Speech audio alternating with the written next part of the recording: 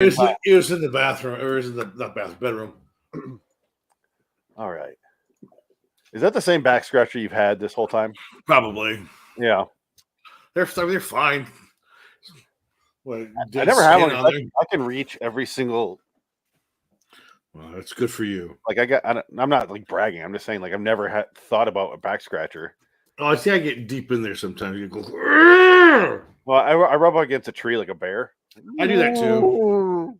I go against the door frame, like where that piece of metal comes out. You try to get in it and get the groove, or you just lay on carpet. And I don't do that. Rub your ass on the carpet like a dog. Yeah. Get that polyp out of you. Question. Because we're live, we're recording. What episode do you want to take the lead on tonight? Creepshow or Ray Bradbury Theater? Ray Bradbury's Theater. All right. No. Sorry. Yeah. Sorry. Don't do that again. Okay. Let's do unfortunately this, because it's the only theme song I still have for this.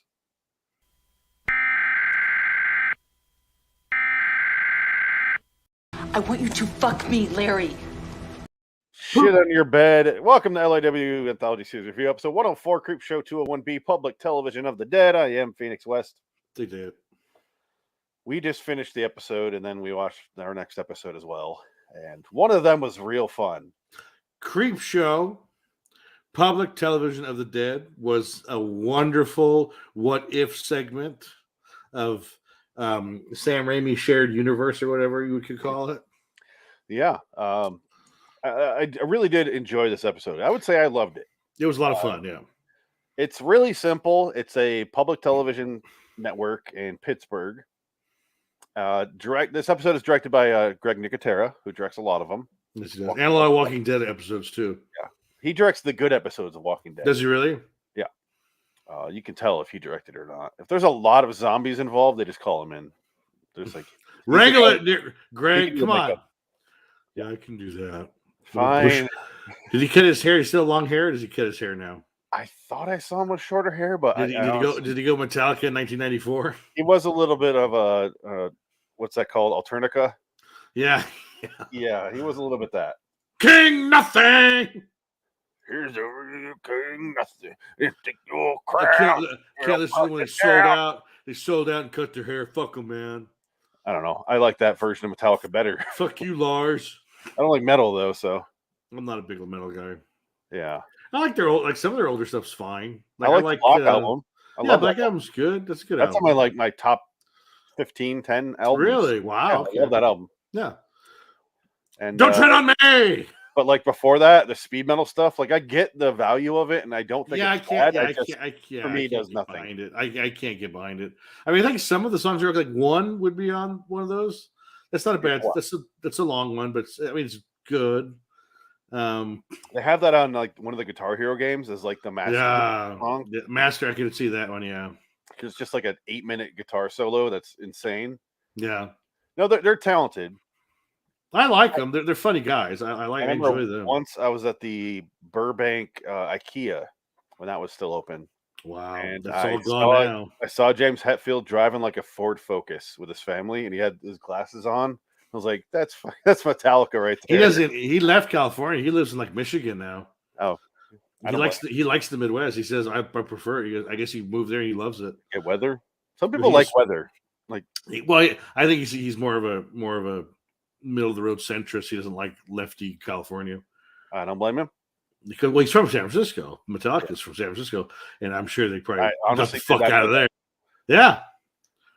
Metallica, there were some Northern California boys. Where's Lars Ulrich from? Some fucking third world country. I don't know. Sweden? some first world country. I don't know.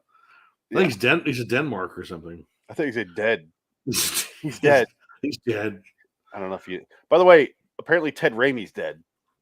Is he really? Because he plays himself and he died. That's right, and he died, and he didn't come back. I'll take the Camaro. Okay, so that was me getting us back to the show. Good job. Yeah, thank you. Working on my segues. Frank's not here, so we're not going to go horribly off tangent like we do sometimes. No, I didn't believe the episode. I thought that was foolish.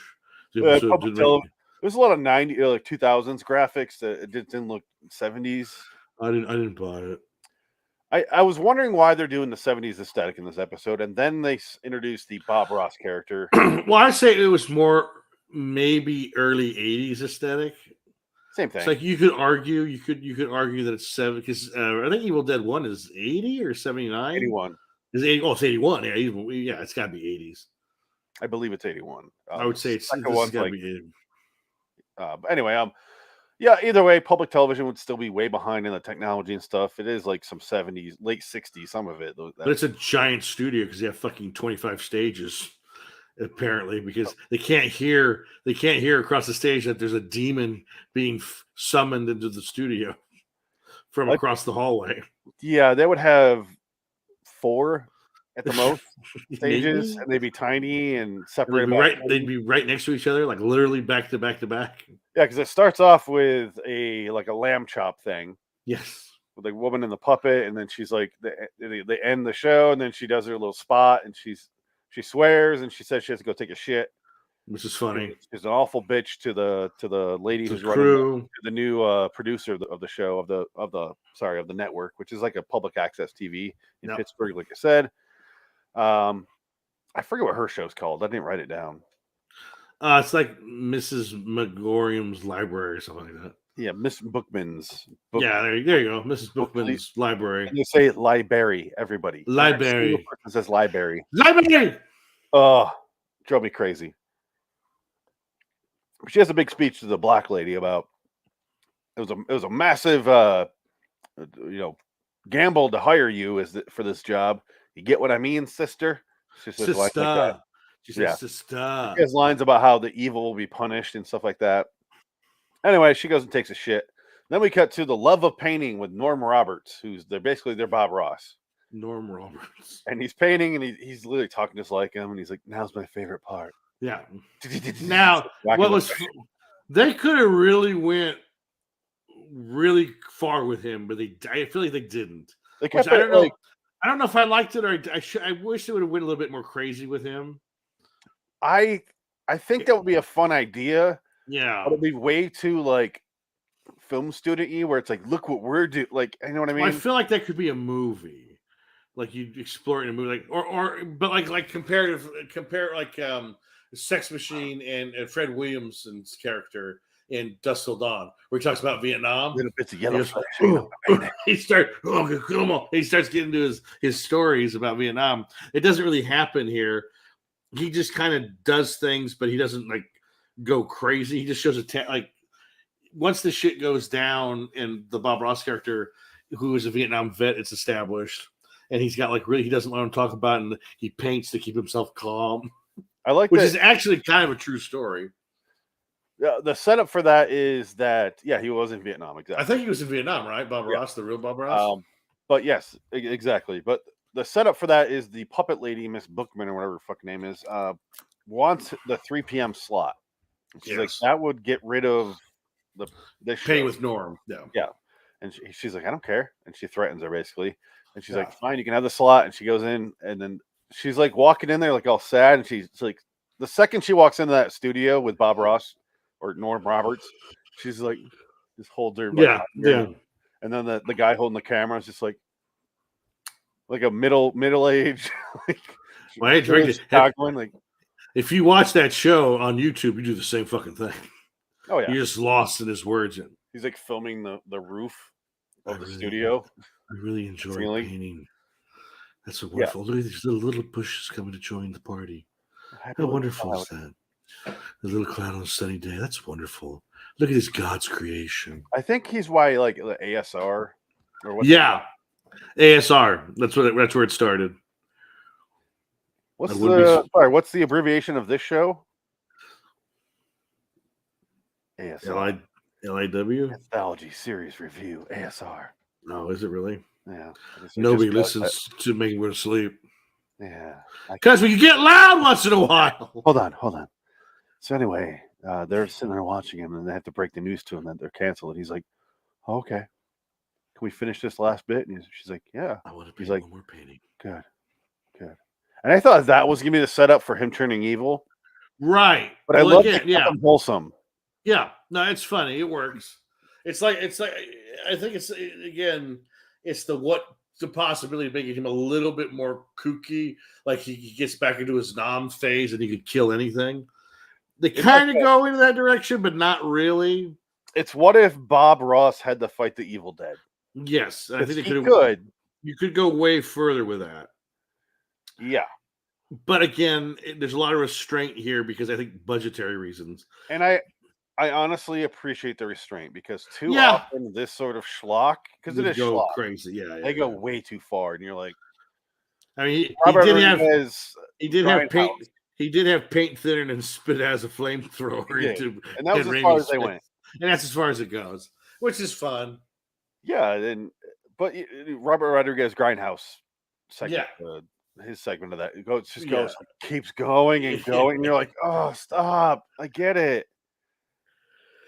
You guys are going crazy. Yeah, I understand. It's like there's no restraint on set there. Well, I think the problem with that one is you're talking about the Grindhouse Planet Terror DVD by itself, not the Grindhouse collection, where the Grindhouse, when they put the two movies together, because they edited a bunch of stuff out. They cut stuff out of that version to make it streamline into the Death Proof movie. I'll be honest. I saw Grindhouse in the theater. Yeah. Oh, that's another Nick Cage movie I can add to my theater collection. Yeah. He's in it. I saw Nick Cage in the theater. Very, very, very. Hey, it's on the list. Very loosely, yes. Adding it to the list. The man appeared on the theater screen, did he not? I guess you're right. Not in a trailer. But anyway, and then I saw Death Proof one time after that. Yeah. And then I haven't seen Planet Terror since the theater. And I remember liking Planet Terror, but I remember going like, okay. Tarantino's dripping balls and I'm like, right. It's not. I'm not like, oh, I'm not like you. I'm just like, wait, 14? Come on. Well, he is 14. Yeah, exactly. That's what Rodriguez is, a 14-year-old. Of course he is. He's going to do fucking Spy Kids again for Netflix. They're doing Those Spy movies Kids. Look like they were shot for $45. They look like they were shot on a public access television set where the guy brings out the Necronomicon because Ted Raimi brings it to get appraised on an appraisal show, which is kind of funny in of itself. Is that Ted Raimi's in this episode playing Ted Raimi, and he says, "Oh yeah, this was in my fruit cellar for years. Never opened it, but here's the key." I feel like Greg Nicotera and Ted Raimi were out drinking one night, just having a couple cocktails, not going crazy.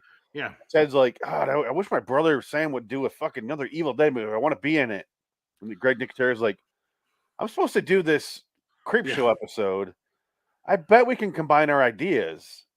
How much do you think we could take to get the rights to the Necronomicon, the actual book? He's like, motherfucker, I got one. My brother Necronomicon is like the actual book he has is literally the one from the movie. No, I know, but I don't think Necronomicon is a trademark. So no, but it's the book public domain. I don't know. I don't know either, and that's the point. Yeah. I think he's like, oh, don't worry about it, man. I wish it was the DVD though, the Blu-ray case where you push the button, it goes. Ah! It was that horrible plastic that rips and tears, and it doesn't last a week unless you kept it in like the Saran wrap. No, it's meant to be on a shelf. And that's it. You cannot watch it. Yeah. Because that thing tears apart like nothing. But I still don't have that. I feel like that was what it was. That was the genesis of this episode. Probably right. Yes. And if so, great. I have no complaints, honestly. It was a lot of fun. Because it's supposed to be the appraiser's road trip with Goodman Tappert, which you're seeing on screen below. Yes. And he's doing like what's this worth? And he gives him the Necronomicon. He's like, this is called the Necronomicon, if I'm not mistaken. And he's like, I wish we had a key. And Ted Raimi goes, yes, but I lost it. Like, oh, and they have a guy doing sound effects like, yay, or oh, and he's, oh, but then I found it. He pulls it out of his pocket and he puts it in. And you got to remember that they set up that they have a medieval sword, a jar of silver dollar quarter coins from the Civil War, and a old snow blower. Everything is set up. Everything's set up for payoff later. And then he goes, it's an ancient Sumerian. Luckily, I can read ancient Sumerian. Yeah, I know that language. Hey, wait, what? Oh. And he's like, Do not read the Sumerian. Yeah, It reminded me of the Cabin in the Woods line here. yeah. You Dude, find don't the do book that. on Latin. Do not read the Latin. Yeah. Fuck. What the fuck? That's good. One of my favorite movies. Yeah, absolutely. People Absolutely. you either hate it or you love it. Like this. Yeah, I can't understand that. Why you would hate that movie? I don't Yeah. get it.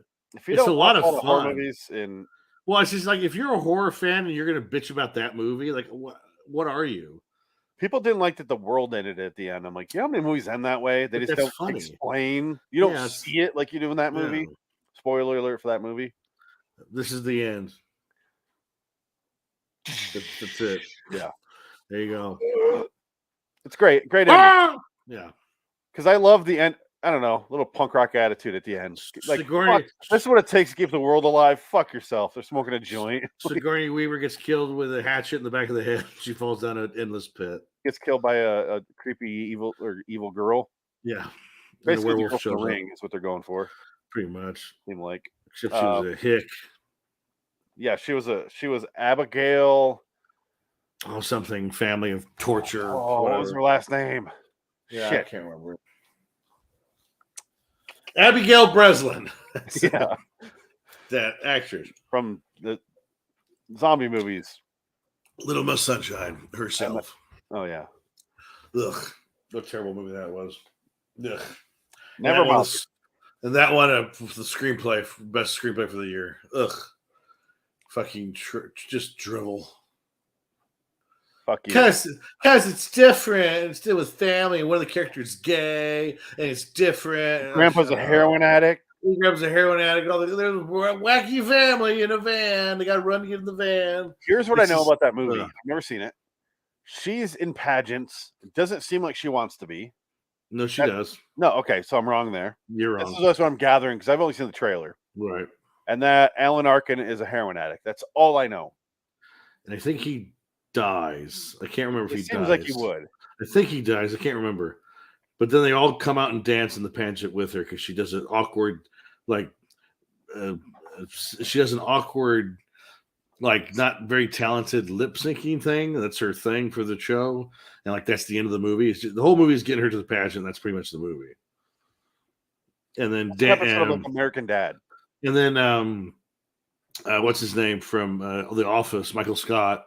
He tried to kill himself. He's the gay brother who tried to kill himself, and Steve Carell's in it. Steve Carell's in it, and he's got the bandages on. He's got a beard, and he's in the white outfit because he's looks like a mental patient, and that's the whole point because he's trying to kill himself because he's gay, and his gay lover didn't love him or something, so he tried to kill himself. I don't know. They go down that path Remember because it was spots there. 2006. Another Steve Carell movie where his head is on pancakes. Dan in Real Life. I saw Dan in real life. Wow. Everyone's like, "Oh, it's so." I'm like, "It was fine." Was Nothing it like wrong with was it like the Weatherman? it? Was one It of was those movies? no, yeah, it was pretentious, but it was like Garden State meets the Weatherman. Oh God. Well, it's like I said, it's like a No. pretentious. In both of those movies are pretentious, but Weatherman's at least fun. Garden State is pretentious. Kamoto. I yelled back into the abyss. Fuck you. Why's it gotta be so literal? Fuck you, Abyss? dildo. You fucking dildo. Well, there's like fun characters in that movie, Yeah. but yeah, it's that Dan in real life. I remember nothing from it other than being like, oh yeah, actually, it's not as bad as I thought it would be. I just remember seeing the trailer working in the theater like every fucking day. That trailer was on every movie. Like, oh, I didn't see it for a decade after it came out. yeah. Then finally, it was on cable or something. I'm like, fuck it. Steve Carell was trying to get the Oscar for like 5 years straight. And I think he did win, I think.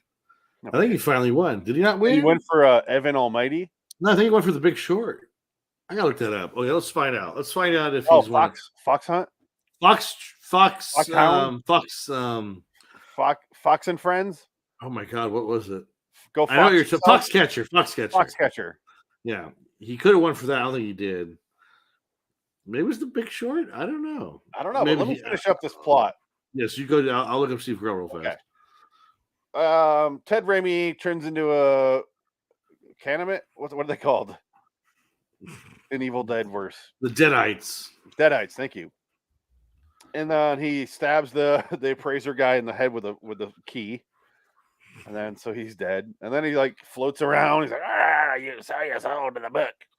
Come into your soul to the back. And he's talking in, Sam Raimi's. I don't think I've liked a Sam Raimi movie since Evil Dead 3, since Army of Darkness. I don't think I've liked any of his movies ever. Really? Are you sure? Name one that was great. That was good. Simple Plan. Okay. That is on my short list. Because I've never seen it, and it has one of my favorite actors. Oh, Simple Plan. You'll love Simple Plan. It's so I will. I know that. Pitch black dark. Yes, that's why I want to watch it. Please don't give anything away, because it's on my maybe top three. I have like a little list, and I'm like, yeah, I like the GIF. Kiss Bang Bang. Yeah, and then Simple Plan are on there. You haven't seen Kiss Bang Bang either. That's what I'm saying. Two movies that are like designed for me. Yeah, I don't know. Like you're gonna love it, like random people, and I'm like, I don't know what you're doing. Yeah, so Stephen or what's his name? Steve Carell has never won anything. He's been nominated for Foxcatcher. That was it. And he was nominated for an Emmy every year for The Office. Didn't win shit. Dwight from The Office, he posted recently. He has a real name, by the way, but he posted isn't it? He's talking about how much of a shame it was that Steve never won an Emmy for that role. I'm like, I don't disagree. Yeah, I don't know. The Office is one of my favorite shows, though. Yeah, it's a good show. Okay, so let's get back to this. It reminded me of like a Banana Splits movie. Remember, I watched that when we did our Willy's Wonderland episode of Nick Cage Cast. Well, just because they have the puppet that talks and it becomes possessed. It's on a TV studio, which right? That is. Also, I wrote some notes during this, which I normally don't do for these. What year was this episode? 2021. So last year, okay. Wow, April 1st. Oh wow, it's an April Fool's joke, apparently. Anyway, it made me think of when he said he's like and I took my headphones off. And I'm like, God damn. I went to when I was in Vegas. I don't know, 8 years ago, 6, 7, 8 years ago, something like that. Went to Vegas. Only theater production I was looking forward to seeing, and I bought tickets before I even went, was the Evil Dead musical. Oh, really? They had it in Vegas? Oh, yeah. I love Evil Dead. All right. Wow. I'm not a guy who loves the Evil Dead, I should say. People they watch those, and I'm like, I watch them every 6, 7 years. Like the first Evil Dead's boring, but I watch it. I like it. It's fine. There's good stuff in it, but it's boring. But the second evil one is the best. Is like The second one's my favorite. People second love one's the third amazing. One. Third one, I love the third one. Too much. Well, that's how I started. Was Army of Darkness. I didn't know what it was. I had no idea. And I rented Army of Darkness when I was a kid. And if you're like 10 years old and you watch that movie on video for the first time, it's like the best thing ever. It was so much fun. I was like, what is this? This is amazing. Everyone who's ever loved the Evil Dead movies that didn't hear about it beforehand was a random purchase or rental from Blockbuster or whatever you have. Yeah, it was Patterson Video. We had to go rent some movies.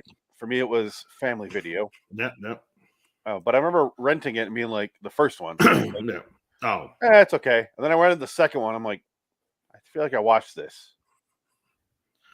But it was like enough where I didn't remember the first one. And I watched it and I was like, oh, this movie's really good. I must be wrong about it. And then realized later it's two different movies. Because they're the same fucking movie. Right. Just a comedic version of it, which is probably why I like Cabin in the Woods so much. Because it's basically Evil Dead 2. Just like the explanation behind it. But yes, so I saw the Evil Dead musical. Ugh. And I sat there. This little black box theater in Vegas. It was in the Planet Hollywood Hotel. In that compound they have there. And it's 150 seats. Really tiny. And I'm sitting there and I'm like, all right, we got a couple. And they would not stop screaming every line of dialogue. Oh no. And about 30, 40 minutes in, halfway, they're not even they barely introduced the Necronomicons at this point. I go, all right, check it out. And I stood up and I walked the fuck out. I'm like, it's fun. And I watched the rest on YouTube when I got home. I'm like, it was so annoying to watch in person. That's bad. But it was cool because it was a little tiny theater and they had trash bags everywhere. Now I realize why, because they pull out a chainsaw and we get the fake blood spraying everywhere. It was really well done and cool and a fun idea, but I hated it and I hated the experience. Every second of it. It was people, theater kids, shouting, screaming, everything. It was so annoying. Ugh. And that's how I felt during this when they're doing their Deadeye voice. Because I'm like, That's awful. getting so angry. You will suffer your soul, you turn your soul over to the book. And it's like, why is it going to be triple the volume of everything else? Right.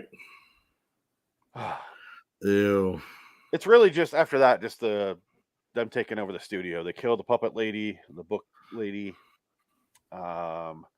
the girl who's running the studio now, the camera guy, and Bob Ross character.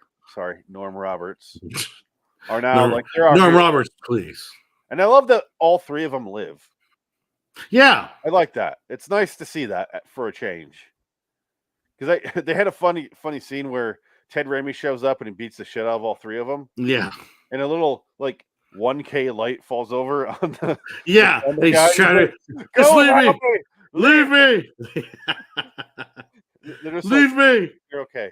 They didn't play it like a joke, but it clearly is a joke when you're watching it. Yeah, that was really well done. I don't know. Do you think the basic, like the regular audience member will watch that laughing because they don't know? They realize that light would weigh, I don't know, 8 pounds at most.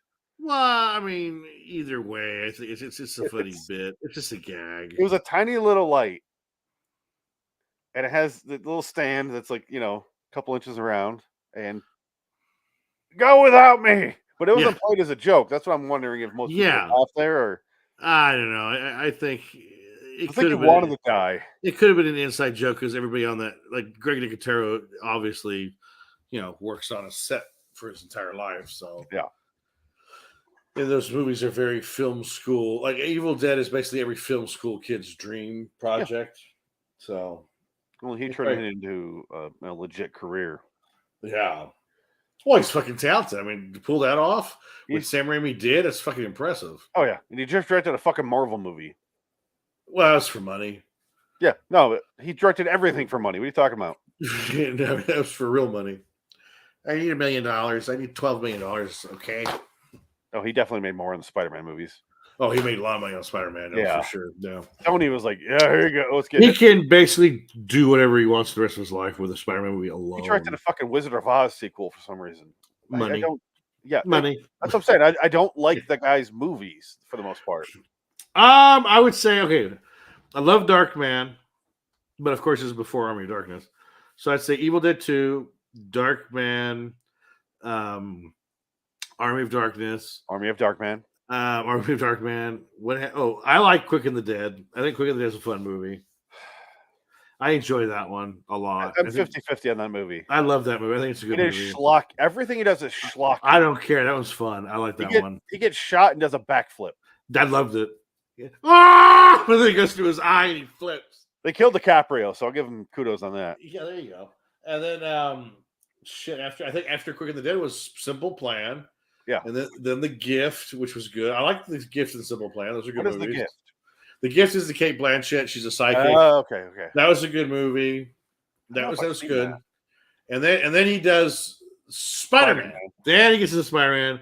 And I'm not the biggest fan of Spider-Man 1, 2002. I like Spider-Man 2 more. I like Spider-Man 2 more. I like Spider-Man 1 more. Spider-Man 3 sucks, but that was not his. That was studio. Sony can fuck up a cup of coffee, and they did. They always will. And then after Spider-Man 3, he kind of didn't do anything for a while after Spider-Man 3. Spider-Man 3, he said, my script was not ready. Yeah. And I went, yep, doing it. And he's like, but I need another year or two to do the script. No, you're doing it. And they said, oh, by the way, Venom's going to be in it. He goes, oh, I don't understand that character. Venom's in it. And we got Topher Grace to be Venom. This is why you get Sony is literally the worst studio in history. Yeah. Oh, yeah. I like Adam Sandler's movies are Sony. Yes. God, Pixels. Every Ghostbusters is Sony. Yeah. The Ghostbusters 2016. And any bad comedy, any bad animated movie is Sony. Every Spider-Man spin-off movie are terrible. The Venom movies are terrible. just Tom Hardy makes them fun, but that's it. Like the movies are garbage. And they fucking ruin everything. Like they couldn't just sell Disney the entire rights. Well, it's a Sony. They Sony have has to do a Spider-Man. stupid split decision. So therefore, the Spider-Man movies are not on Disney Plus. Well, no, because you think Sony's going to let Spider-Man go? That's all they have. I'm saying, like, Yeah, they'll never let that go. They did that share with they shared them, but now they're done, and they can't share them anymore because that Far From Home was basically the end of the Sony MCU partnership. That's why now he's on his own, and no one remembers him in the MCU. So it's kind of, it's clever, but it's like that means what the fuck are you gonna do now? You're gonna make him fight all the characters in the Sony Spider-Verse because they're all boring. Ugh. They had Batman playing the Falcon or where the fuck he was. That was their one character. Yeah. Because Jake Gyllenhaal's dead. Yeah. So they have no other character. That's literally the one villain this movie is the series established that's still alive. Well, and Morbius. Did you hear what happened at the end of Morbius? No, because I'm a human. The Jared Leto movie that fucking bomb failed so badly. I don't want you to tell me what happened at the end, though. Because I want to be pissed off on my own, okay? It makes no sense. It makes like zero sense. I'm sure it's going to tie in with Blade, right? No, Blade is not Sony. Blade is Marvel. Blade isn't even connected to Sony. It was never connected to Sony. That was New Line. New Line had Blade. Okay, so Morbius is not Marvel. Sony. Morbius is Marvel. Morbius is part of the Spider-Man package that Sony has. I will completely admit, Morbius, I went, nope. Second one I saw it. Because I hate Jared Leto. Yeah. I hate him. The guy's so far up his own ass, I don't give a shit about him. Yeah, but he's a multimillionaire. Great. He might be a billionaire. I don't even think he's not talented. I just don't give a shit about him. No, that's fine, yeah. He's Johnny Depp to me. Johnny Depp, Adam Sandler. No, but Johnny Depp's a poor man. Jared Leto's a rich man because Jared Leto, I guess, invested in tech companies and tech stuff. He's kind of smart, so he's got hundreds of millions in the bank, I guess, because he invested in the right companies and an Oscar for playing a fictional character. That character never existed in real life, but he was based on a true story. But everyone, that's what I mean. Well, that's what I mean. Based on a true story, character never existed in real life. Oh, really? Honey. Yeah, it wasn't even never happened. Oh. He never existed. Uh-oh. You lost your headphones. I'm trying to figure out what the fuck the music's from. No. I started hearing music. Is it Mars? I'm scared. Oh, yeah. Are you on Mars? Are you on Mars? So, a couple things before we get out of here. Yes. Let's get back to this because we're at 32 minutes. Feels like appropriate time for this episode. Yeah. We're pretty much at the end of the episode because Bob Ross stabs Ted Raimi in the back of the head with a paintbrush. I like that. That's fun. Really, it's just gonna be like favorite moments from here on out because it ends up they kill him, and I do like it's like a Halloween 3 ending, like you mentioned during our commentary episode. Right. Yes. I got Elliot. Something burning. Oh my god! What is happening on my end? I don't know. Are you having a stroke? Do you smell food? Do you smell toast? Toast. It's pennies and toast. Oh my god! You're having a stroke. Oh. Just hit yourself in the chest really hard. Junior Seau. You say shoot myself in the chest? No, I said just hit yourself in the chest really hard. Oh, hit. Sorry. Don't conserve your brain. We know what's wrong with it. Too many movies. They do the Halloween 3 thing where they're going to air the Necronomicon over the air. The Bookman girl is. It was apparently the plot. It was really well. It was fun. It was fun. Yeah, it's a setup. Yeah, and everything paid off. Like they come in, and he dumps the Civil War coins in the ground. He has the leaf thing. The snowblower blows all the coins and basically riddles them with silver dollar coins. Yeah. And then I love cut to reality jokes. Yeah.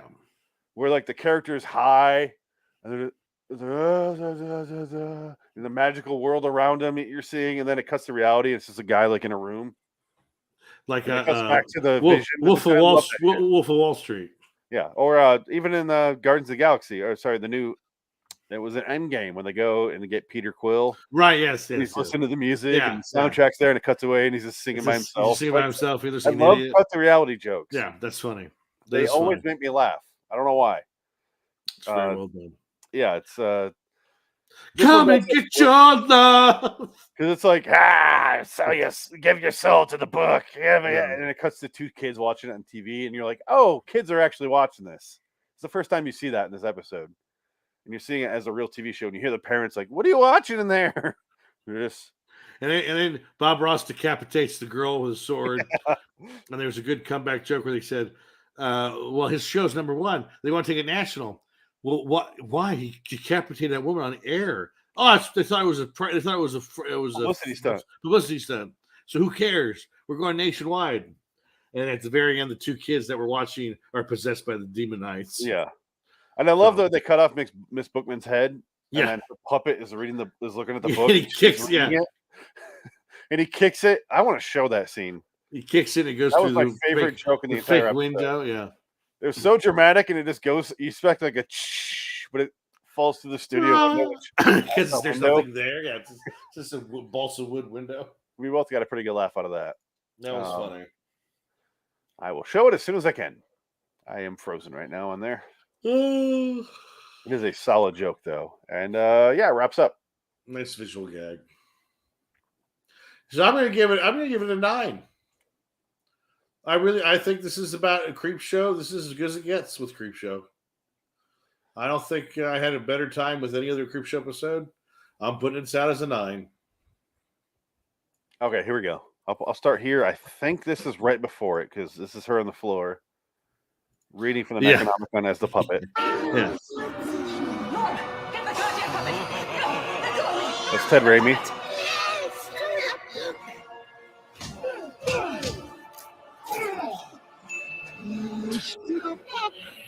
All right, pausing here for the YouTube Matrix robots to catch up. Hit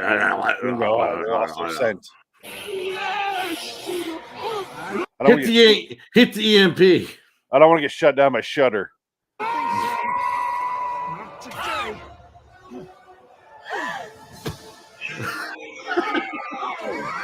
That's it. It's really simple. It kicked it out off her hand. That was my favorite part of the entire episode by far.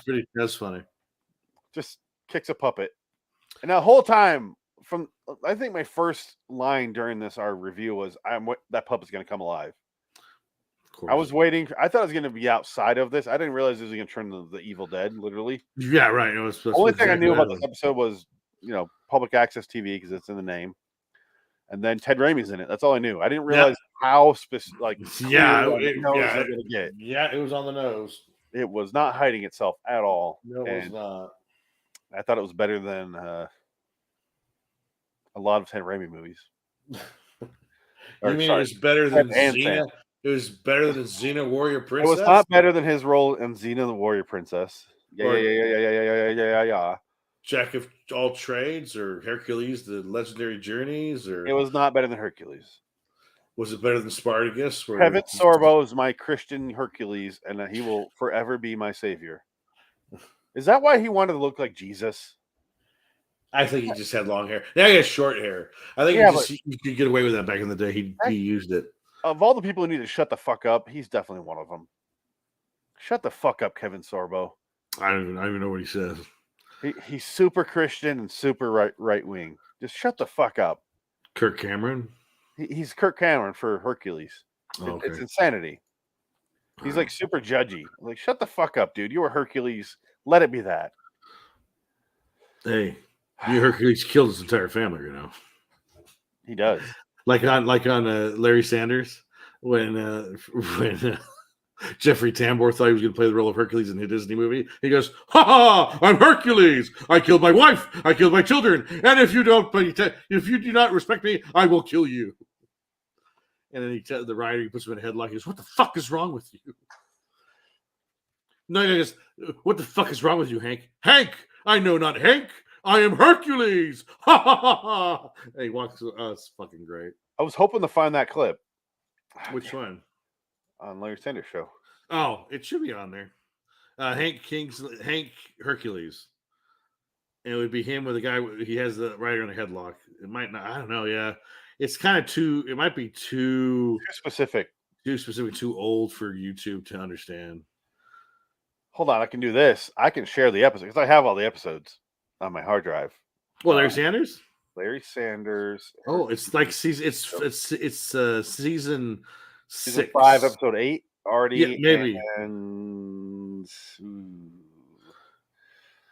That sounds familiar. That might be. Talk about this episode. I'll try to find it real quick. No, it's just yeah. So Sam Raimi or no, we finished it off. We said the kids. You got to talk because I'm trying to pull this up. We could bring it up with the Ray Bradbury Theater. No, but this is Greg Nicotero. Hey, Greg Nicotero needs to do a horror movie. They need to give him directing, get him into a movie if he hasn't done one already. I don't think he has. He does a lot of TV. And he's probably comfortable doing that because it's probably pretty easy. But I think Greg can do a good movie if they let him because he's got that. He's got the timing down. He studied Evil Dead because this episode has all the Evil Dead camera angles and the Sam Raimi zooms and all that stuff, which I think more people should emulate because if you're going to do a popcorn schlock movie, you should have really ridiculous zooms. You want me to read the part of Hercules? Huh? No, it's past that. Ah, okay. Right, I got the right idea, right? It's yeah. You go forward a little bit. Go forward. Oh,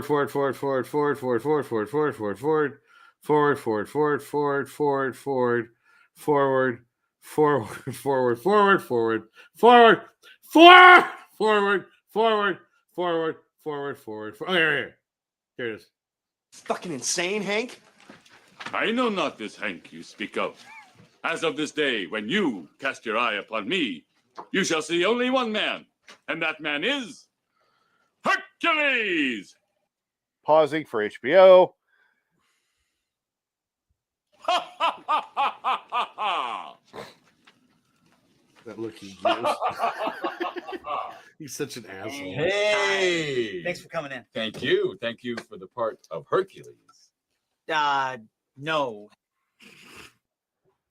HBO doesn't fuck around. No, they'll fucking block you for this. No, I'm probably going to cut this out. That's fine. More than likely. But they should be thanking us because nobody watches this shit anymore. That's not This shit. show hasn't been on since 1998. That's 24 years ago. I'm working on a list of my 25 best TV shows. Oh, this is my top 10. It's Larry Sanders Show, or it's Gary Shandling Show, and Larry Sanders are both on that list. Yeah. That's why I was so bummed out when he died. But I know, yeah, it was really sad. Hank, when we said we wanted you to come in for Hercules, we meant Hercules the project, not Hercules the role. What the fuck am I doing here? Who's playing Hercules? We went with Tate Donovan. Tate Donovan? Excuse me, I don't mean to question your judgment, but one of my balls is as big as Tate Donovan. Well, the show's great. It's the best show. It's just, and their shit though. They got away with some shit in that show that today it would be canceled because there's a scene where Hank is attempting to grab ass his assistant because he just got a divorce and he's like depressed. And so he basically gropes his assistant, like sexual harassment. And and Artie immediately says, no, honey, you can't let that get to you. He's going through a really bad phase right now. Trust me. He'll want to fuck anything that moves. And it's just like, oh my God, that would never fly today. But also, it would fly as a drama. Right, yeah, but this was couldn't make a joke of it, comedy. which is stupid because it's people ridiculous. don't realize comedy now is making fun of those people. Right. If you were that guy, you're like it's the honeymooners thing. Yeah. Like he's a racist. Like, yeah, he's making fun of racists. You fucking idiot. Not honeymooners. All in the Family. All in the Family. All Sorry. in the Family. Yeah. Thank you. Yeah. You are correct. Yeah, All in the Family. He's making fun of people like that. That's the point of the character. Yeah, that's exactly the point. Yeah. And he plays it perfectly. Yeah. And this is, I mean, Jeffrey Tambor is an awful person outside of that. But point is, just because of that one thing that happened. No, everyone fucking hates him. No, now they do because they turned their back on him. He was a transgender person in that show. Remember? Oh, I remember. And that was his woke card. He got the woke card, and then they fucking Julius Caesared his ass. Yeah, A2 blue checks. A2 blue check. Ah! Boom. Beware the Ides of March. Unfollow, Tambor. unfollow. Ah! I mean, he was like all about. He was just like, I understand this community so well, and I'm so happy that they embraced me. And then 4 years later, he touched my butt or something. Whatever happened, I don't even know what happened. What's same thing with Franklin Gilla. no, different Frank, Al Franken. Yeah, Al Franken. He's Yeah, a senator who, as a joke, like not even, Well, I don't he- think that he was- grabbed her, that was a sacrifice to try to get Trump, but it didn't work. and it was. That was the It was a sacrificial joke. lamb. The man has no history of this. He made a joke. Yeah, no, Bad it was, joke. He it- made, I don't. he's made a lot yeah. of bad jokes. in his I life. don't like Al Franken at all. But what they did, they burned his ass, and they did it on purpose because they had to have a sacrificial lamb. They wanted to go after Trump for sexual harassment. It didn't work because they couldn't pin anything on him. And then Al Franken had that picture, and that's what fucked up Al Franken. And that was that, and he was done. And the blue side was like, we're never ever going after another one of our own, no matter Right, and what then- they do. and they go after their own all the time. They love it. They love the taste of blood, their own blood. They love it. You know who I hate? Both sides. Yeah, you can. I hate You 98.7% should. of humanity. Well, you should. That's the point. That's like why you have. Yeah, I mean, shit. You keep everybody in check that way. I fence party. That's all I'm saying. Join Fence me. party. Pick and choose. Like that guy's great. Like this guy sucks. He's in my party, but he fucking sucks. I would never vote for Joe Biden if he wasn't going against Trump.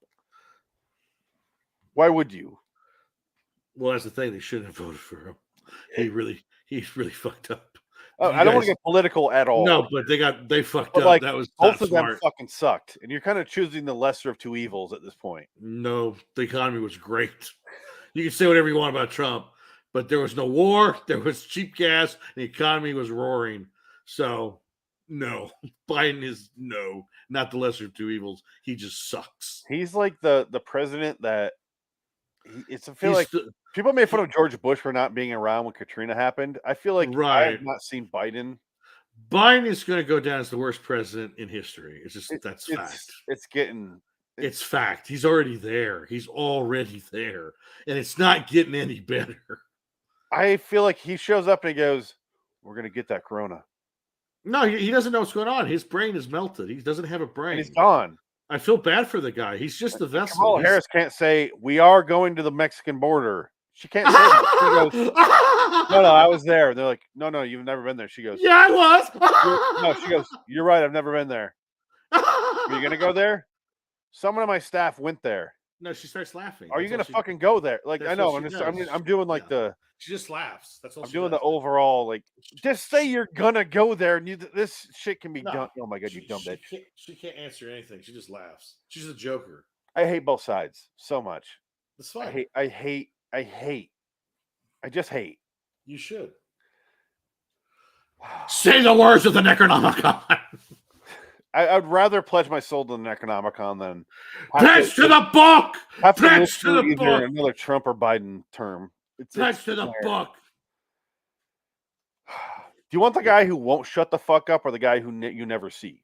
Like they're both absentee parent or the overbearing parent. It's both awful. No, not really. The overbearing parent. They're didn't both fuck up- awful. Didn't fuck up the economy and didn't fuck up gas prices and didn't fuck up the Ukrainian situation. There's no baby formula right now. That's fucked up. It's not good. It's not let's hear it. good. Hank. with him.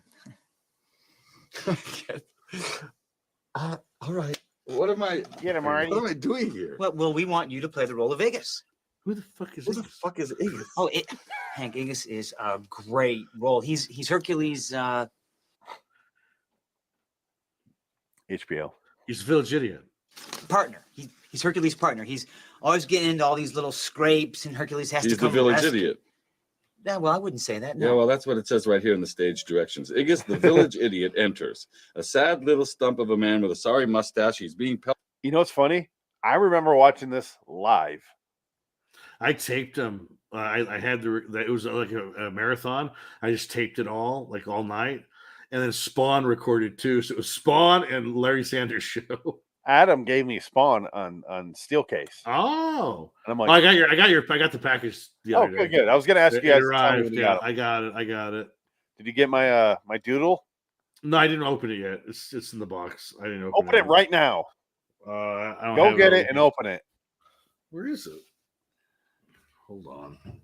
I threw in an extra Blu-ray because I don't want it in the house. Oh, the porno. Yeah, I told you. That's the porno. It is a outside. porno. Sorry, he just opened his screen door and his old farmhouse door. What the fuck is that?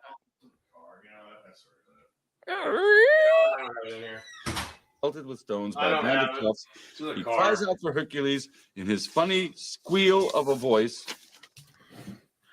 I don't think so. Yeah, are you? I don't think so. God, I can vividly remember watching this.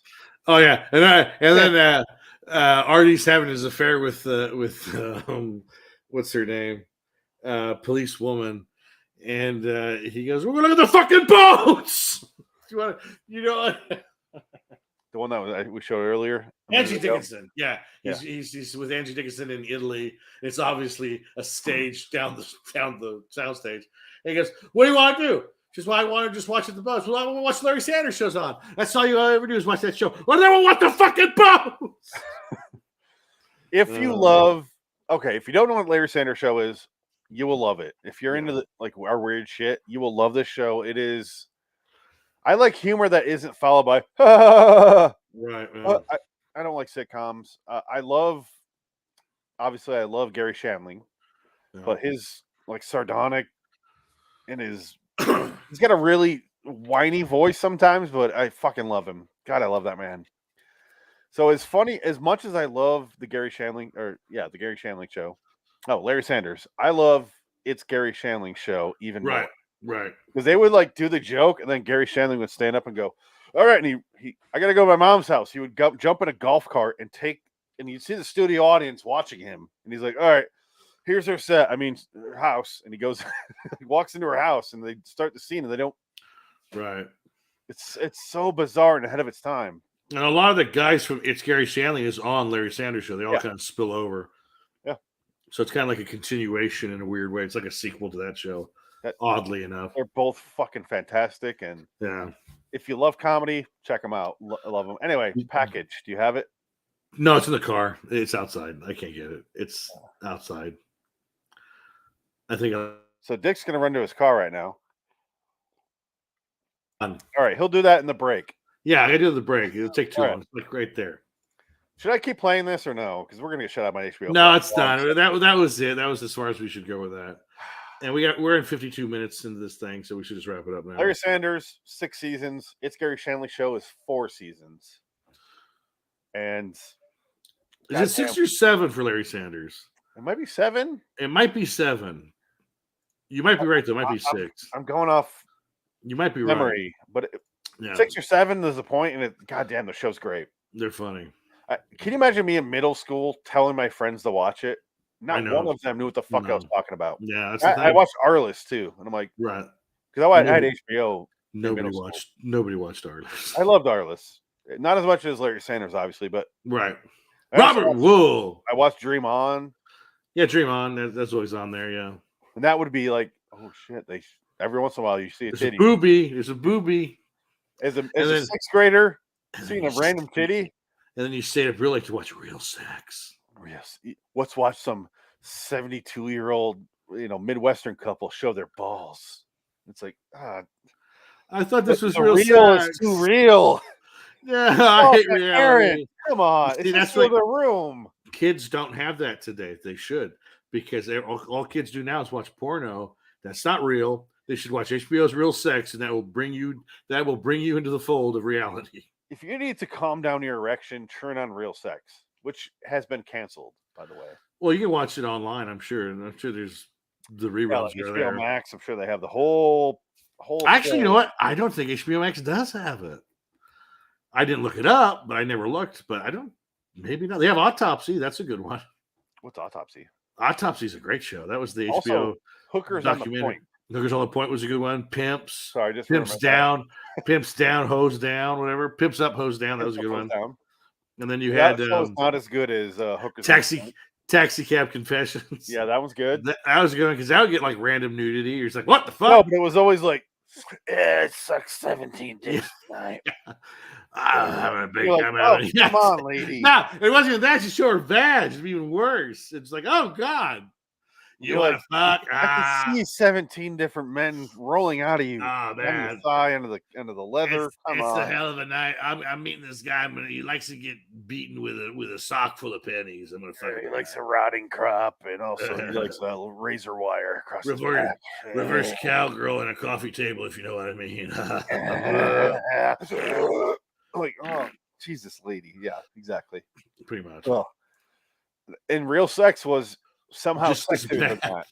A little bit. It wasn't a cigarette hag. It was always like, let's go to the fat fuck nudist camp. Yes. Let's go to that. Let's watch a man with a micro penis play volleyball. Pretty much what it was. Always what it was. It's what it was. Yeah, because I that's remember one usually episode where the guy would attach weights to his dick or to his Yeah. balls, and he was stretching out his dick. And I'm like, apparently right. that's for or I want to say it's for uncircumcised people or circumcised people to pull it out more, and it stretches it out. That's why they do that. It's got I to think be it's for uncircumcised, though. I think it's uncircumcised. I can't remember. If you're circumcised, it's already out. What's it going to do? No, uncircumcised because they got the hood. You're pulling it That's out of what the I'm saying. hood. Yeah. I think that's what it was. I can't remember. But they showed What a his dick, horrible- it was like just as big as round, which was like a quarter. Well, But he's a just grower. long? What he's- good is that? He's a grower, not a shower. He wasn't a shower either when it did grow. Don't look at me. I have to have pencil. complete concentration. Like, ugh. You got to understand the dicular fortitude I have to do this. Don't ever watch the oh god the Dirty Strangler or the Greasy Strangler. Oh yeah. That awful movie because there's micro The Tim penis in Heidecker that. movie. I can't remember, but it's Or it feels like that. it feels like that, but it's gross. It's a lot grosser. And the main character has a micro penis and he jerks off like that. He's jerking off. It's so bad. And it's funny because the guy in that movie reminds me of Jeffrey Tambor. The guy that's the main character, the son guy of right the here. Greasy Strangler. Yeah, pulling up right now. Here's the image. God. He reminds me of Jeffrey Tambor. Yeah. Hi, Dad. R.I.P. Jeffrey Tambor. Your smile. You're not smiling. I am a smiler. Something Okay, like so it's not Tim Heidecker. It just reminds me of that. that. No, but it's like it's very I saw the weird, trailer. gross. Yeah, it's gross. It's a gross movie. What is An Evening with Beverly Luff Lynn? Oh, that must be Same guy. Craig Robinson is in it. Speaking of The Oh. Office. Uh-oh. And we'll end it after this because we're. Oh, God. I like Jermaine Clement, though. Oh, I've never seen this. Aubrey Plaza. Okay. I've never seen this. Yeah. Jermaine Clement. I've heard both Clement. ways. Yeah. I say Clement. Emil Hirsch. Really? He's on the poster. Oh, God, he is. Yeah, I thought his Emil career Hirsch was over. is surprisingly talented. I thought his career was over because he punched the shit out of a female producer. Hey, maybe kudos to him. I don't know. I guess he did okay. Okay, so this is the part B of Model Kid is the first part. It looks like Right. it stars Kevin Dillon, Jaina Allen, which is that Joan Allen's daughter, do you think? Probably. Let's find out. All these fucking rich actors have kids working the business. That's Oh, her mother is Cheryl Davis. Never mind. Sorry, Whatever. Sherry Davis. Whatever. Chere. Sherry Davis Allen. Okay, so point is, this episode has a 7.7. I gave it an 8. You gave it a 9. I gave it a 9. I enjoyed it. I thought it was a lot of fun. I could see give it a 9. I would give it a 9 if I needed a little more going on, a little more plot. It was very, very simple, and that's not bad, but for me, an 8. But you're going off pure enjoyment. I respect I think that. so. Give Yeah, I it a think 9. so. I don't disagree with that. I thought it was a clever send up, and It was. it was like, you know what? It was really creative and fun, and I give him credit for that. Now onward to Ray Bradbury. No, you know what? I'll switch mine to 9. I'll vote for the Wow. show, not just Okay. myself. All right. All right. Because I'm on the fence, Okay. and you pulled me over the fence. All Let's right. go 9 on that one. All right. That gives an official vote in IMDb. Yeah, very good. It only very has good. 855 votes. That could matter. That's it. Wow. Wow. There was some trivia, and it was really simple. None of it, like they had the when what's his name? I deleted the note at this point, but what was his name in the actual episode? Ted The Reed. painter. Yeah. I said it, but I deleted my note. Fuck. Not Bob Ross, but Sam something. Or Yeah, it was very similar to Bob Ross, but I guess the first painting he does in that episode is the Evil Dead cabin, Oh, okay, that makes sense. which I kind of want to show now. Let me find it. That makes sense. That's funny. Said let's end on this a while ago, but let's That's funny. actually end here. Okay, here it is. I found it. Yeah, it is. It says it even has the bridge down in the background, which it does. I'm looking Oh at wow, that's cool. That's cool. it. Yeah. That's really cool. They should sell that. Here's the Yeah. cabin. Here's the bridge down. Yeah. Here's Yeah. the woods, and here's the rape woods. Yeah. Yeah. So I guess our point is tonight, watch this episode, watch Cabin in the Woods, Larry Sanders Show. It's Gary Shandling Show. What else did we recommend that you should definitely check out? Evil Dead movies. Evil Dead movies. Yeah. Watch good shit. Yeah, just watch good Stop stuff. watching the fucking Kardashians. Yeah. Stop it. Even If you're though I watching think this, you're definitely not Kardashian fans. but- even though I think Kardashians nobody watches it, they're just on for spite now. I don't even think a million people watch that shit anymore. It's just saying that- on. They're either on Netflix or like Paramount. They're on some streaming network now. They announced their show's gonna end, and then suddenly they're on one of those like Netflix shows or something like that. Oh, And they're like, life without cameras was so hard. It was so different. And I'm like, you were without cameras for like 3 weeks. I couldn't handle it. They all had massive facelifts. That's the worst part. Like Kyle Jenner, they all look the same. They wanted to look like your sisters. It's so weird. Oh, Kylie Jenner is the only good-looking person in that family, if you ask me. You mean Caitlyn Jenner? No, it's a Kylie. She's the best looking one out of the whole family. Caitlyn Jenner, she really struck me going 65 miles an hour. She really hit me and left me for dead. I killed somebody. Fuck you. Oh man, her beauty. She's a better woman than most women. Point is, that one Jenner girl's the only one who's even decent looking. I don't even know which one that is. It's the decent looking The one. youngest one? I don't know. Yeah, no fucking idea. The one that talks like this. Blah, blah, blah, blah, blah, blah, blah. She can't. No, talk. all right, let's get out of here. So our next episode is Ray Bradbury Theater 401. Mars is Heaven. It is, spoiler alert, it is by Moss is heaven. Phoenix West. Tick the cat. So long, citizens. Bye-bye. Moss. Bye. Is heaven. Moss. Moss is heaven. I'll kill you and be home in time for cornflakes. I thought you were saying Night Court. No, Isn't that a quote from something? No, Total Recall. When you get texted, Ronnie Cox is talking to it. I know, but I thought someone referenced that and said Night Court instead. Oh, I probably read that. Night Court. I know Mr. Plinkett likes his Night Court video.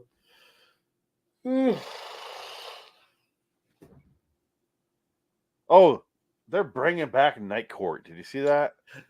I did. I don't know why, because they're all dead. All dead. They're all dead. We did an episode a while ago, remember? No. And I was going through who's alive, and it was like 4 of them. Yeah, it's kind of sad. It's like, why? She's dead. Back? He's dead. Richard Mole's still alive, and I thought he was dead, but he's like the one alive. John Larroquette, Kent, Richard Mole. That's it. Like that is it. The black guy's got to be dead. He was dead. Remember, he was was he in the stand? I don't think so. Was he? No, I'm thinking of the older guy. Oh, you're thinking of Judge. That was someone else. Judge. That was the guy who's married to. That was the Evening Shade guy. Yeah. Was it not? I don't know. Evening Shade is a TV show most people have forgotten by now. Was that Burt Reynolds though? Yes, Wasn't Burt Reynolds in that show? And that was the Burt Reynolds TV show. Not Derek Jeter, but Michael Jeter. No, Michael Jeter. Michael Yeah, Jeter. it was Ozzy. What's his name? Ozzy Davis. Ozzy Davis. Oh my God! I pulled Evening Shade out of my ass so quickly. Ozzy Davis. That's right. This is why you watch the between the shows footage. That's not available on the YouTube page. Oh darn it! Only in the live stream. Only the stupid people watch the live stream. All 0 of them. I can show you my screen here where you can see 0. 0? Oh, you're probably right. Yeah, I believe it. Right here. Right there. All 0. It's like, oh my God, it's an unending infinitum. Right? Now, we are a podcast. I'm fine with 0. Because people do watch it after. Well, I noticed that the most is like 37 views, I think. I saw, or 42, something like that. Okay. That's 37 people every single fucking time that want to watch it. That's great. I have no. It doesn't cost me anything. That wasn't every show. It was like 4. No, it's sometimes. It's definitely Roughly. this is 20 people at most every time. And Filthy Twilight Zone is really the only thing people watch. That's it. People are watching the shit out of that show. Yeah, that's good. But let me see if this saved properly, and I'll start posting it. This goes in tier 1 because I give it a 9. Wow. Yay. Well, it does, right? No, yeah, you're right. It's a great episode. I loved it. A lot of fun. Now we're recording. Oh, sorry. Is that the same the camera guy? Kate. Okay, good. Yes. Same back scratcher. E. 63 minutes that podcast was. I'll start saving it, then I'm going to play a commercial break episode while we walk away. I got to go pee. All right. Anthology. Hold on. I'm not done yet. If you want to walk away, go right ahead. But all right. Oh, already pee. Oh, maybe I should go get my package. Get your package. That's what you're supposed to be doing. All right. Don't open it, though. Don't open it.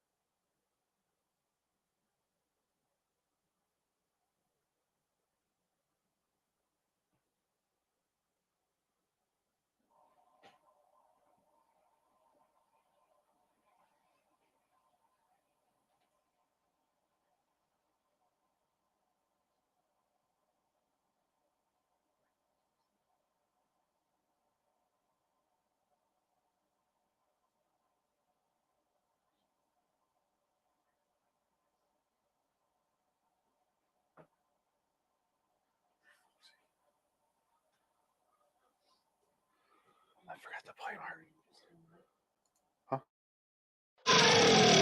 Hello, citizens. Welcome to the American Self-Helpless book.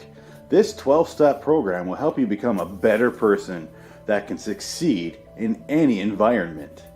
Step number 1, blame everyone else. The key component to success is blaming everyone else for any of your shortfallings. After all, they're against you. They must be in your way. Otherwise, you would be free to fly and succeed. So if you're not succeeding, it must be their fault. They're impeding on your success. It doesn't matter if it doesn't make sense if it's their fault or not. It's their fault. There's no other explanation as to why you're not succeeding. It's someone else's fault. Your parents, your preacher, your school teachers, your nurse, some homeless man you stepped over on the way to the city bus the other day. They're all in the way of your success, and it is entirely their fault. What's their deal? Always remember, blame is the name of the success game.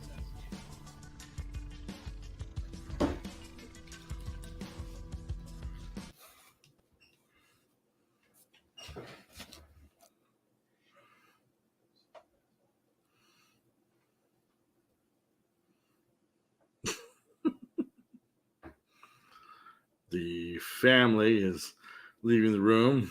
There must have been a fire. Uh-huh.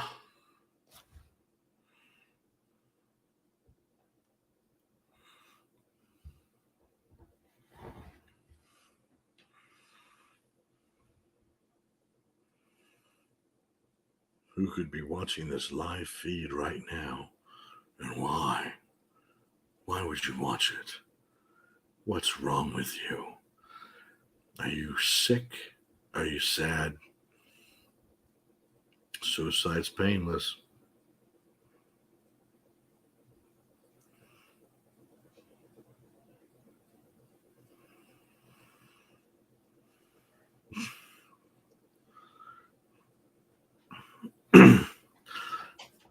Tell your wife not to interrupt the show. Hello, citizens. Welcome to the American Self-Helpless Book. This 12-step program will help you become a better person. No, I'm kidding. Tell your wife not to interrupt the I show. heard you. Tell that bitch to be cool. I went out to get more beer, and she Oh. made what I was smelling earlier was lasagna. And I'm like, fuck, I forgot we're doing that. Oh, like homemade earlier and bought all the stuff. Homemade or stuff for Oh, chauffeurs? lasagna, or sorry, homemade. Yes. Oh, very good, very good. I got the box here.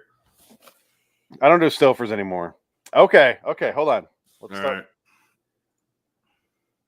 right. I'm going. I got your address here, so I can send you your box coming out. God damn audio settings. And the last podcast of the day is, oh, I don't know where are we? Who are we? What are we? Is this Mars? Yeah. Sorry, 1 second. Anyway, back to the same thing I was on. So I'm looking to do a new microphone. One I could put here on my desk, like right below the camera, and so you don't have to look at this fucking thing the whole time. A little better quality. I'm doing my math on that. I'm doing my homework on it before I buy it. Anyway, sorry, you have a box for me. Yes. You have Adam's box. Adam was Adam's previously box. on the show. That's why I wanted to open it live. You got your Richard, okay? Oh, it's not a magnet? It is a magnet. All right. Hey, look at this. Fantastic. I put my sticker on there that was always right here next to my on my monitor. Baked in Arizona. Baked in Arizona. Fantastic. Look at that. Comes on all the bread here. Oh my God! It comes with a book and everything. How sad. All yours. Or if Wow. you want to give it to Dick, or sorry, give it to Frank, go right ahead. No, I've never seen it. I'm kind of curious to see Peter O'Toole, Helen Mirren, John Gielgud, Malcolm McDowell. I mean, that's like ridiculous. I told you it's the movie that they tricked everyone into being a porno. French Connection 2. Yes. That's a good one. Spider-Man, Spider-Verse. That's a good one. And then, oh, good. Color of Space. Color Out I of forgot. Space. Yeah. Oh, good. That I forgot that was there. Oh, fantastic. And then, oh, there's art in here. All right. Now you got to show this art. What is this art? Yes. Is that Nick Cage? I gave you the really well done one. What do you mean? Is that Nick Cage? Of course, it's Nick Cage. Is that Nick Cage? Hold on. I'll get a frame for this and put it in my new house. I have this. A friend gave me for my birthday once. Oh, fantastic. I have a book full of them. This is like something that Andy Warhol would have done.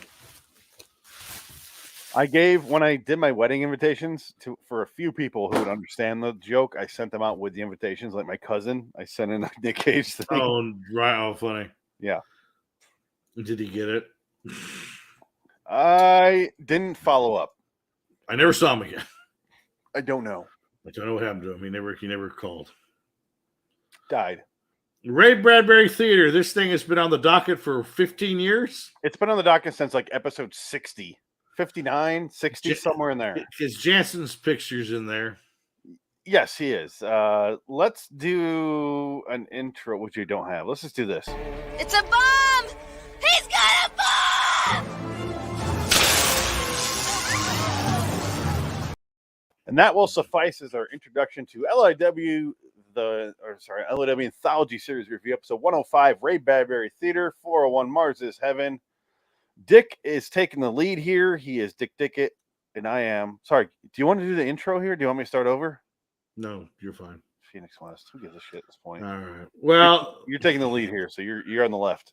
now technically, Ray Bradbury Theater. This was an HBO show. Was it? It was an HBO show, I believe. That's sad. 1990, early 90s, late 80s, early 90s. I think. I don't think it was on for very long. I didn't look it up. How many seasons it was on? That's probably a good idea to probably. You know what? I should have done my research beforehand. But this is live, so let's just go on the journey together. Howie. Yes, I do have some few notes here that I took, and I can't really get into them until we get into the plot, though. Unfortunately, I will say, oh shit, a 7.2 with 150 votes. Wow, I was not as kind.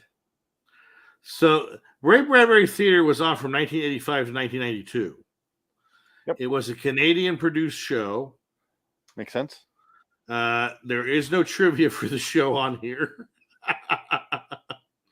Wow. Okay, series just okay. This guy gave it a 6 out of 10.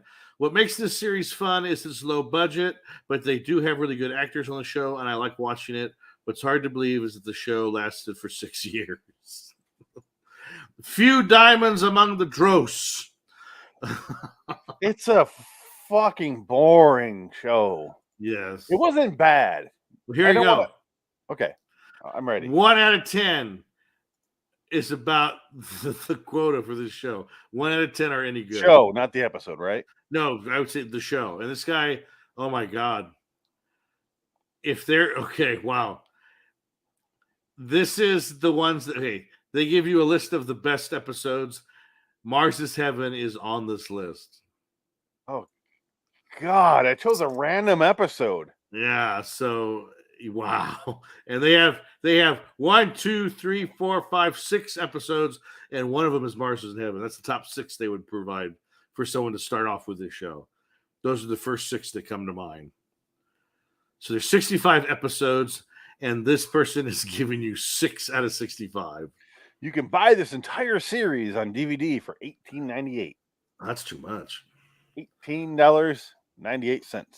I don't think it ever went to Blu-ray. It will never go to Blu-ray.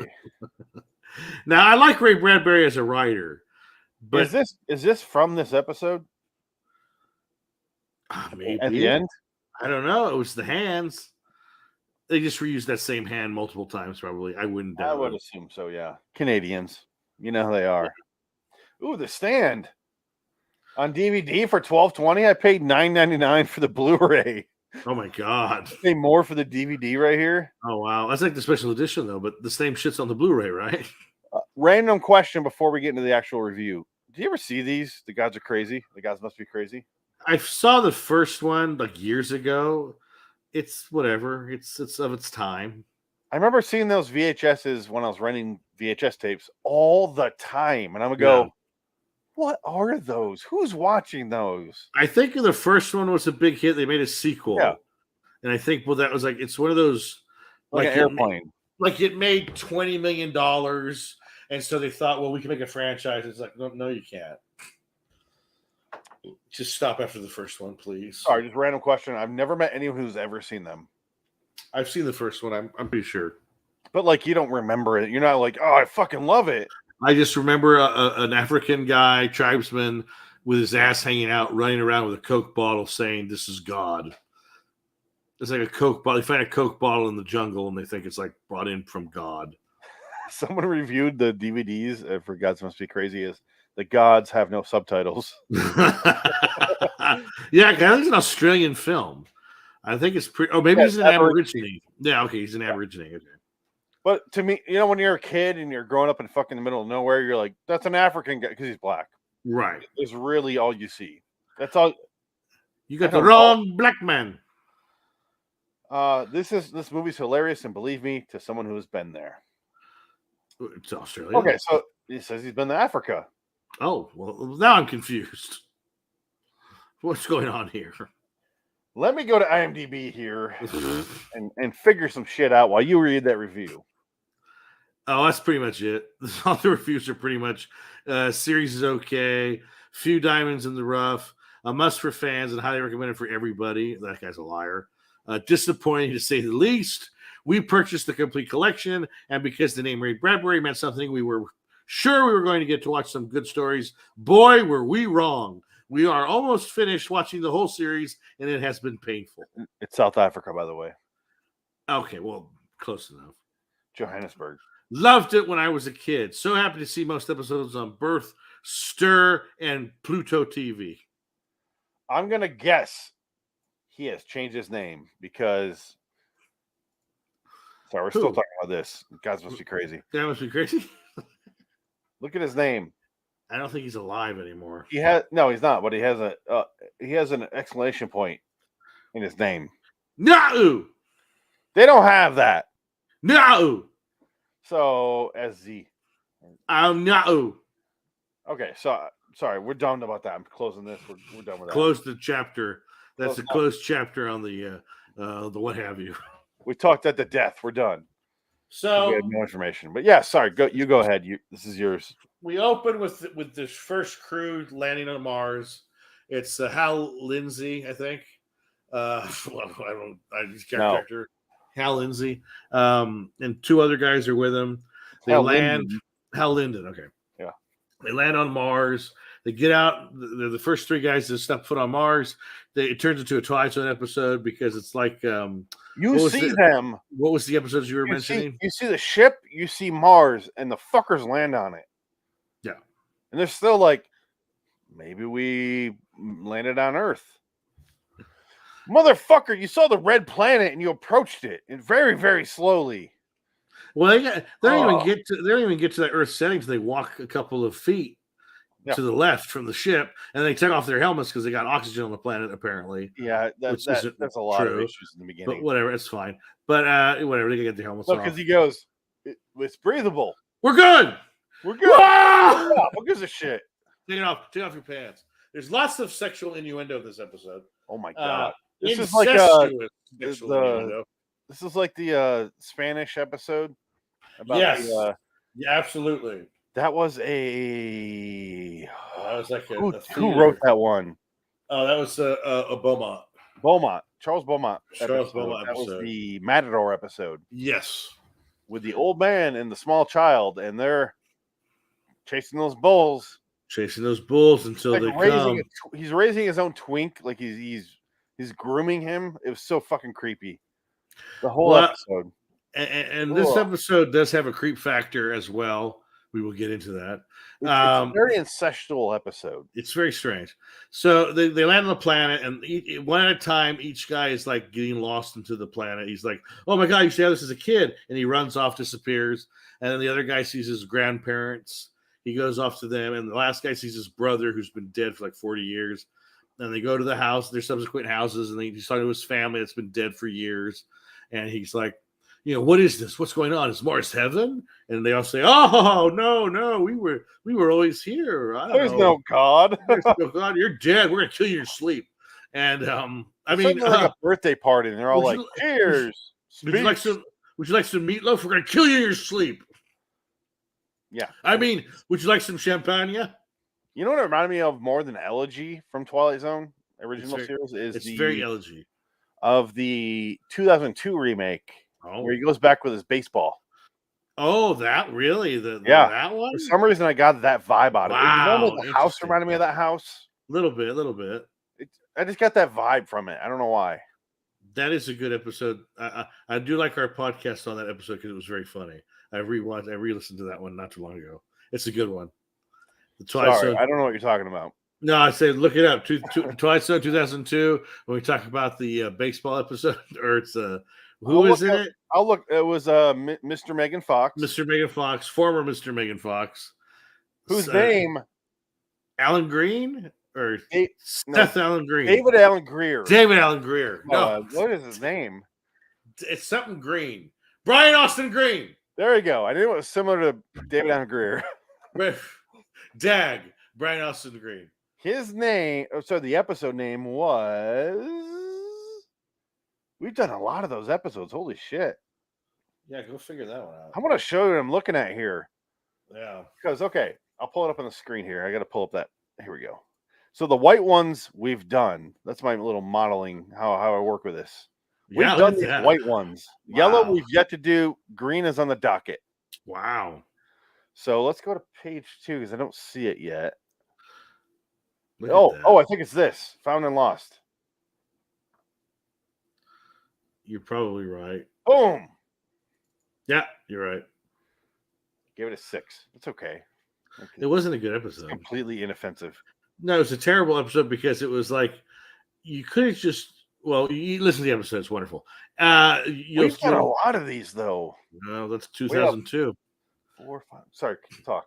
4, Are we almost done with the Twilight Zone 2002? Because only one season. I think we're almost done with it. 16, 17, 8. We have 18 left out of 43. Oh my god, that's crazy. That's what they're becoming like very rare now.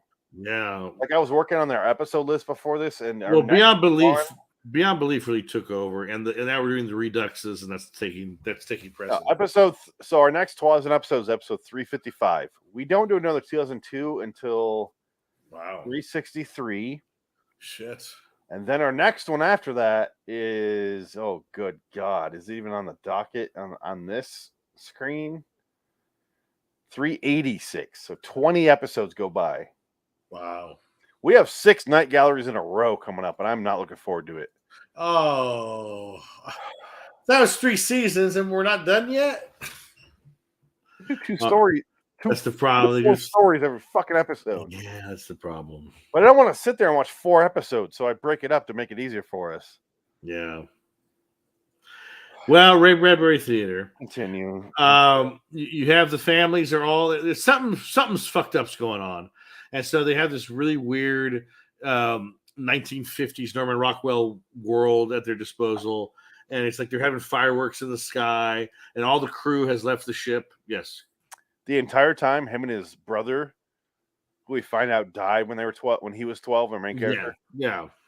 Died in a fire, and the entire episode they're playing like weird grab ass games. It's a very strange sexual. He steals his helmet, and he's like, "Come here, come grab it." He's on. I got bike. your Like, helmet. I felt like I know in the reality he's wearing like a wife beater tucked or a white shirt tucked into his jeans, and he's like running with his helmet. But in my head, he's like wearing shorts, bent over on the bike, going, "Get me, brother, get me, chase me from behind." That's what was happening up here, and it was awesome, but a little scary. Feels like you're wearing nothing at all. And so his homosexual brother, they share a bedroom, by the way. So we get to the point where they're all outside. Attic bedroom. The whole the parents were like, crew. "I'm sick of you guys being downstairs. We can hear you fucking all night long. Go to the goddamn attic. Sick of this." The whole crew comes off the ship, even though he tells them not to, but they get dragged out because they're all like hearing things of their past. And one guy is saying, guy's an orphan, and he on this crew, the one orphan says, "Something's not right, sir. This isn't making any sense." And blah blah blah. 18 minutes into our 23-minute episode. Yes, the twist comes literally like 30 seconds left of the episode. That's when the twist hits, and it's over. The episode is over. And what happens is they're all having fun, and then the captain goes back to his shared room with his 18-year-old brother who died in a fire. 18, come on. 18. He was 12. Like that kid. He literally has his pants off at this point, getting into bed. He covers up, and the old man is starting to take his pants and take off his shirt, and he's just like going, well, "Wait a minute." He did a whole speech. He's like, "You died in a fire when I was 12. This house burnt down to the ground. This is not real." And he says, "Sure, why not?" And he goes, "Well, then that means you're a Martian." And he says, "Yeah, probably." And he goes, "What are you going to do with me?" "Well, I'm going to put you to sleep. I'm going to kill you in your sleep." And he laughs. And he goes, And he goes, "Yeah, right." And he starts thinking, and he's like, okay, well, I want to go get a drink of water. He goes, you're not thirsty? And he goes, yeah, no. And he turns around, he's starting to walk down the stairs, and all of a sudden you see this alien hand that looks like it's coming from a 3-foot midget. So this guy could have seriously saved his ass by turning around and kicking him like that puppet.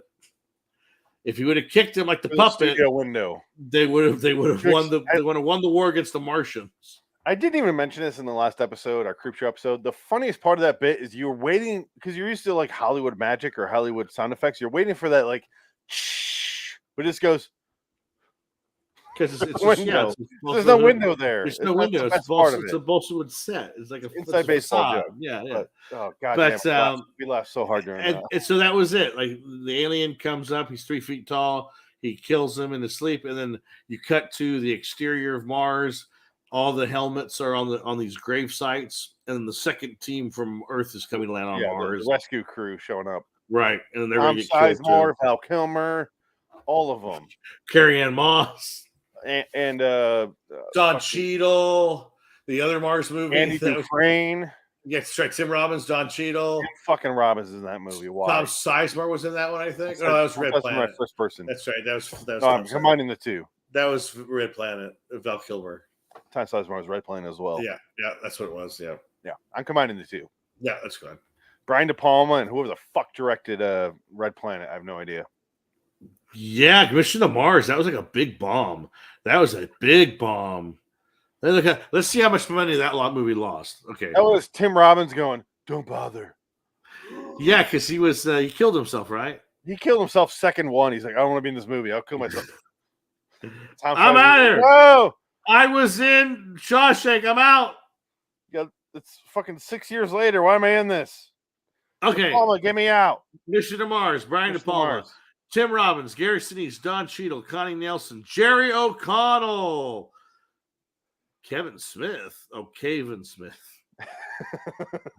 Kim Delaney. The inverse where he has everything but the goatee. Yeah. He's a really skinny dude.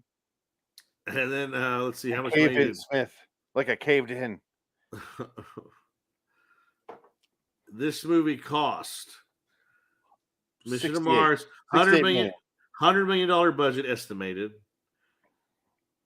Opening weekend was $22 million. It only made $60 million in the United States. It made $110 million worldwide, but you figured it probably lost about $40 million.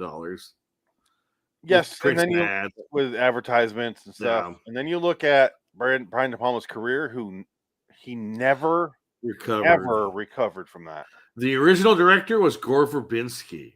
Yes, and that makes more sense because it's a Gore Verbinski or a Rennie Harlan movie. Yes, and now they got a talented director, one of the best directors of the 70s and 80s, and they're like, here you go. Now, Red Planet, 2000, same year. Who directed that? Anthony Hoffman. Anthony Hoffman? Anthony Hopkins? Val Kilmer, Carrie Ann Moss, Tom Sizemore, Benjamin Bratt, Simon Baker, Terrence Stamp. There's a plus. And not much else. Anthony Hoffman. That's not a plus. Terrence Stamp will show up, you give him a cheese sandwich. Oh, my holy God. You know what's weird? Oh. Anthony Hoffman has not worked since. Now, how much did this movie lose? If that's the case. I wanted to bring something up, but I think it's just me, so I won't do it. You can try. Soderbergh reminds me of like a newer version of De Palma. Yeah. He just does it much less scale on every aspect, every single aspect. Well, he likes to shoot things for cheap. Yes, he does his very own thing. He does his own image. De Palma doesn't give a shit about critics. He never did. And then Soderbergh is the same way. But then they both did their Hollywood movies, which is, he did his, Ocean's 11, 12, 13. And then De Palma also had his Mission Impossible. Kind of around the same time. But they kind of remind me of each other. It's weird that they both worked with. Yeah, it's bizarre because Don Cheadle.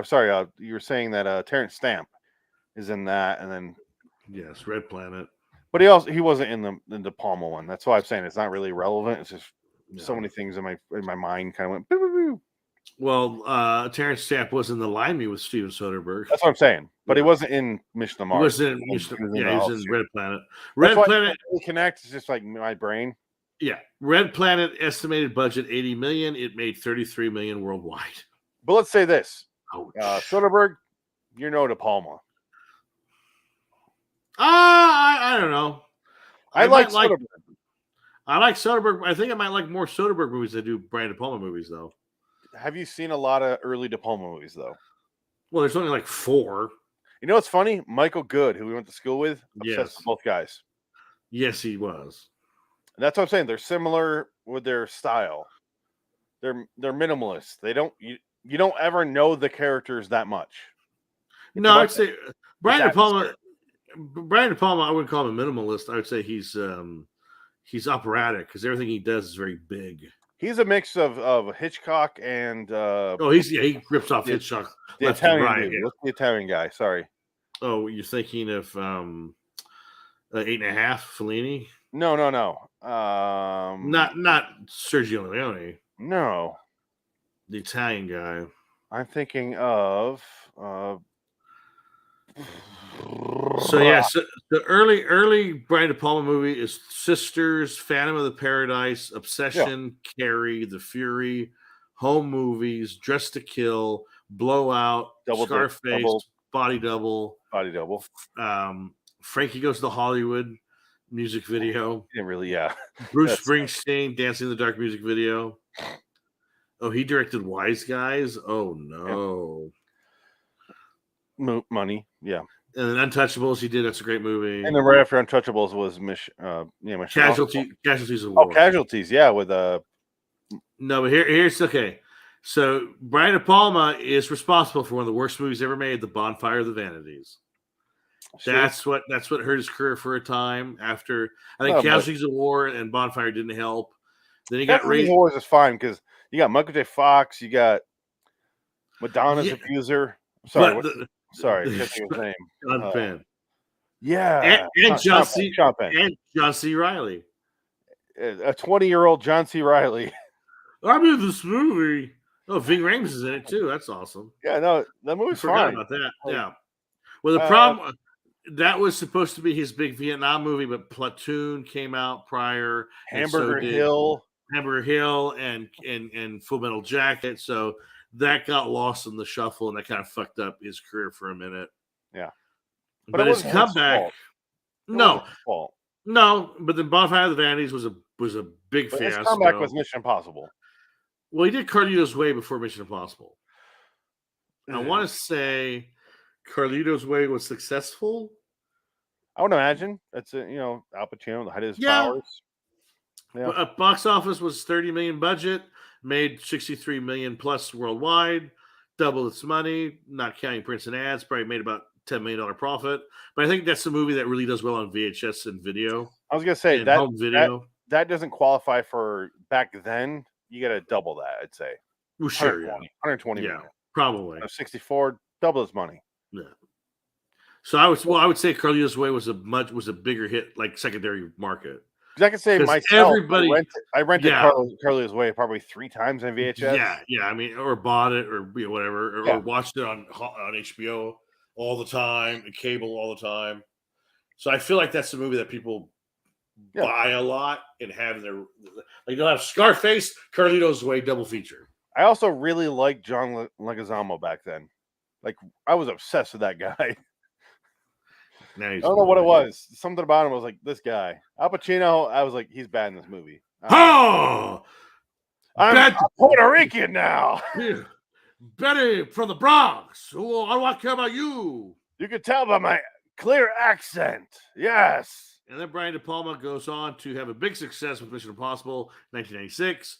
Followed that up with Snake Eyes. Ooh. Hold on. And then Mission to Mars. Ouch, that hurts. After Mission to Mars, it was Ocean's 11 the next year. No, that's Brian De Palma. That's Soderbergh. Wow. See, seriously, I told you right off the bat, those two guys.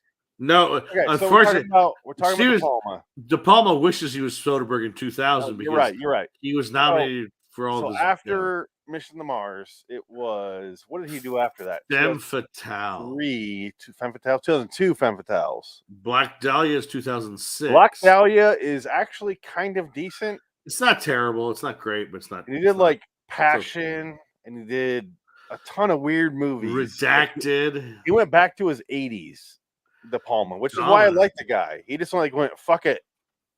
Michael Mann did the same thing. Like, fuck this. All right, minimalize.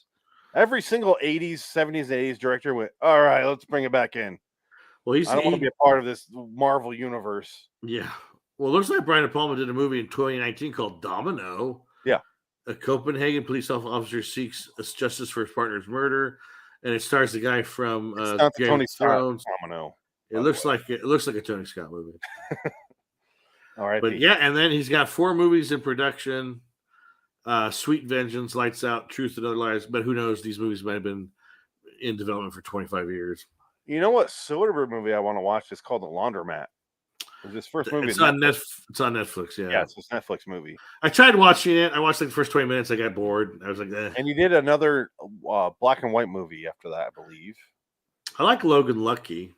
And then he did Laundromat, and then he did another Netflix movie that was in black and white, like they did with the German, with the Good German, yeah, the Good German, which was, I get it, but not for me.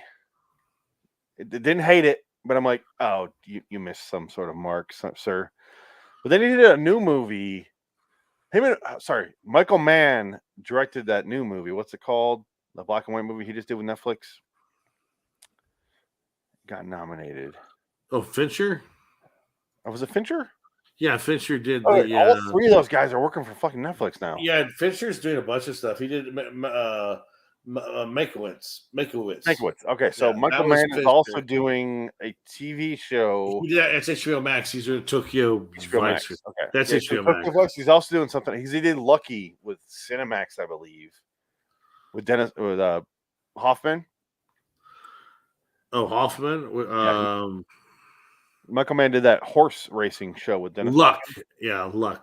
And that was actually a decent show. I watched it because I love Michael Mann. The problem with that show was they kept killing the horses. Fucking horses. That was the problem. Michael Mann was like, "Oh God, I didn't think this was a reality," so he canceled it. He's like, "No, I'm done." Written by David Milch. But it was a good show. But I also get why they canceled it, because if you kill a lot of horses in your show, I would fold too. I'd be like, no, I'm not shooting any more horses, man. I can't do it anymore. They shoot All right, horses. let's get back to this episode.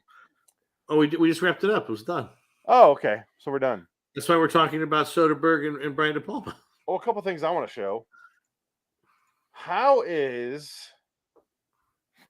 Dick? We'll go back to a show we did together, LAW The Stand review. Larry Underwood. Who you will know from this?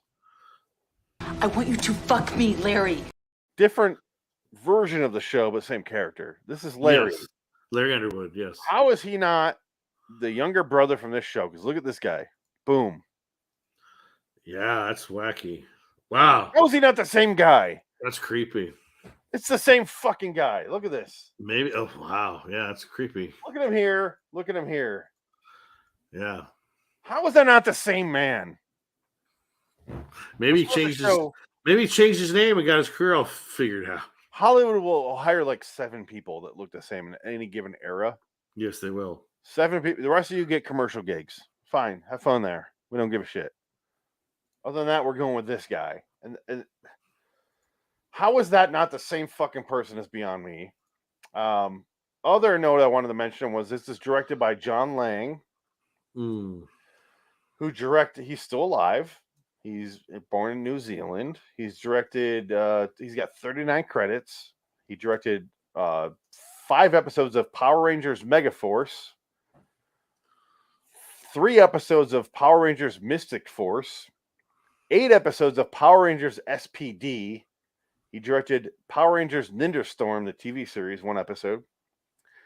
3 episodes of Xena Warrior Princess. Genius. 15 episodes of The Adventures of Swiss Family Robinson from the 1998 series. Oh my God. Tying back to our last discussion here in the previous episode, 4 episodes of Hercules: The Legendary Journeys. 5 episodes of the Ray Bradbury Theater. Oh, wow. First one being this one. Wow. He directed The Happiness Machine. Here Be the Tigers, spelled with a Y. Maybe it's about like tanks. The Toynbee Convector, also with a Y. And then a touch of Pestilence. Hmm. He directed Beyond Reasonable Doubt. Starring fucking nobody. I don't know who the fuck those people are.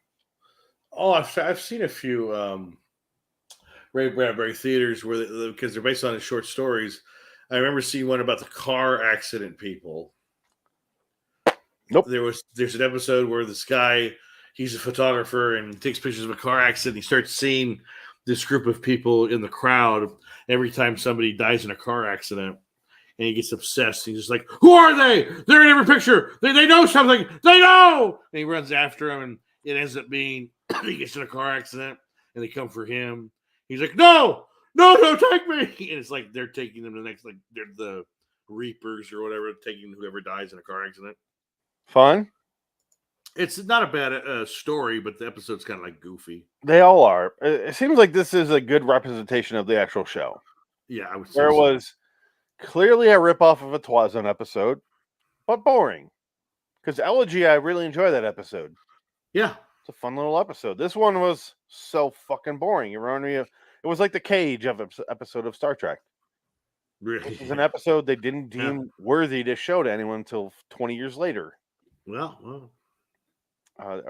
So he's versus the Tolusians, I guess. Yeah. I had a couple notes about the all-white parade outside his house. Yes. Why is there suddenly a white parade? Why introduce the character who's an orphan and then never, ever go back to that? Well, they must have killed him right away. They just killed him off screen. But both of us were like, I was like, why set that up 20 minutes into your episode? You need to set that up early because it's going to pay off. Here it's going to pay. Oh, it didn't pay off. No. Nobody cared. Oh, got killed.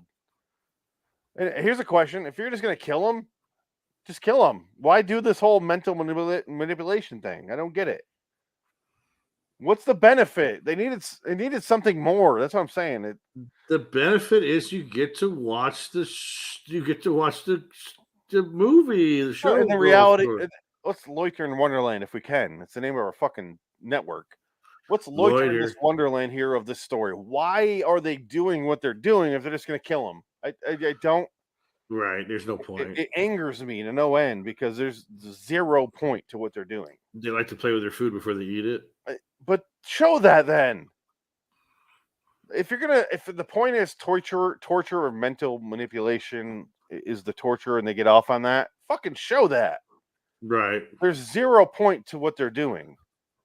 That's what bothers me about this episode. So I give it a 4. I can't give it anything. I would agree with that. 4's about right. 4 sounds terrible, right. But yeah, none. This is supposed to be Ray Bradbury, who I'll be honest, I don't know much about the guy. He wrote a part of one Twilight Zone episode. He's written a lot. He's pretty prolific. I've seen Fahrenheit 451. Yeah, that's one of my favorite. All I know about him. That's one of my favorite books of all time. Yeah, I read the book. Good book. I love the movie more though. The Francois Truffaut version. Okay, good. Yeah. I was gonna say I've seen that as well. Yeah, it's a great movie. I did not see the Jordan. I did not either because I didn't want Jordan, to. Michael B. Jordan remake. I didn't see it because I always wanted the Frank Darabont Fahrenheit 451 movie that never happened. I wanted that to happen. I wanted him to do it, but it never happened. Agree. That was the talk of the town for a long time. Yeah. Because if you hang on IMDb like I do, you see those credits that show up, and even if you go to Nick Cage's IMDb right now, it still shows up as the Joe Exotic Untitled Amazon project. Right, yeah. Like, they don't update for a year now. They don't update that shit at all. Cancel. Get rid of it. No. He's not. He already said, "I'm glad I'm not doing it because it's not relevant now." Like the man himself is not going to do it. Yeah. So get rid of it. But you see a lot of that shit. And I originally thought, I even brought it up during a work meeting once where I was like, someone made a joke about, oh, that'll never happen. I go, you know what's never going to happen? And I typed in, Avatar 2, 3, 4, 5, 6, 7, like on IMDb. I'm like, that's never gonna fucking happen. Did you see the trailer? I'm a person, no. The new Avatar trailer? Can you put your Richard magnet on the fridge now? I did. It fell off. Yeah, put it on there for real. I tried. It wouldn't. I sent it for the explicit result of seeing it on the fridge. Other than that one fucking thing up there, I just want something else up there. There. Okay, I can't see it at all. Right. I know Yeah, it's there now. Well, it's not gonna be there for long. I know it's so tiny. You say that, but you've been here the whole time. Give me about 3 weeks. No, I will not. 3 more weeks. I do not believe you. But wow, he did. Oh God, what a terrible movie. Mars is Heaven is a science fiction story by American writer Ray Bradbury, originally published in 1948 in Planet Stories. So he wrote it before Elegy. Okay, kudos. All right. Nothing fucking happens though. This Ray Bradbury story was adapted for radio broadcast by Ernest Kinroy. It was aired by NBC Radio on January 5th, 1951 on the program Dimension X. And that's it. Do you think there's other trivia? There's not. I looked. There's nothing on there. No, like outside of that? Oh, I'm sure there are, but I don't think anybody cares enough. Okay, here's genresnaps.com. Oh God, I want to see the opinion pieces. If there's anything opinion related. So it's just synopsis. Okay. Post. Here's their post part on this is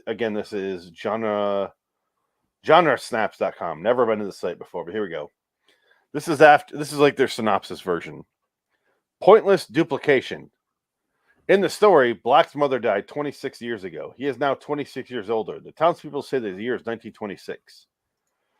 The short story Mars is Heaven was included on the Martian Chronicles as the third expedition. Oh, okay. Coincidentally, director John Lang is also credited on the episode of The Hitchhiker, which I just watched. The first disc of the series was so awful, I couldn't bring myself to write about it. His episode was probably one of the better ones, though. Wow, that says a lot. Ouch. For some reason, Bradbury, among other sci-fi writers, was given license to have breathable air on Mars and other basic scientific inaccuracies.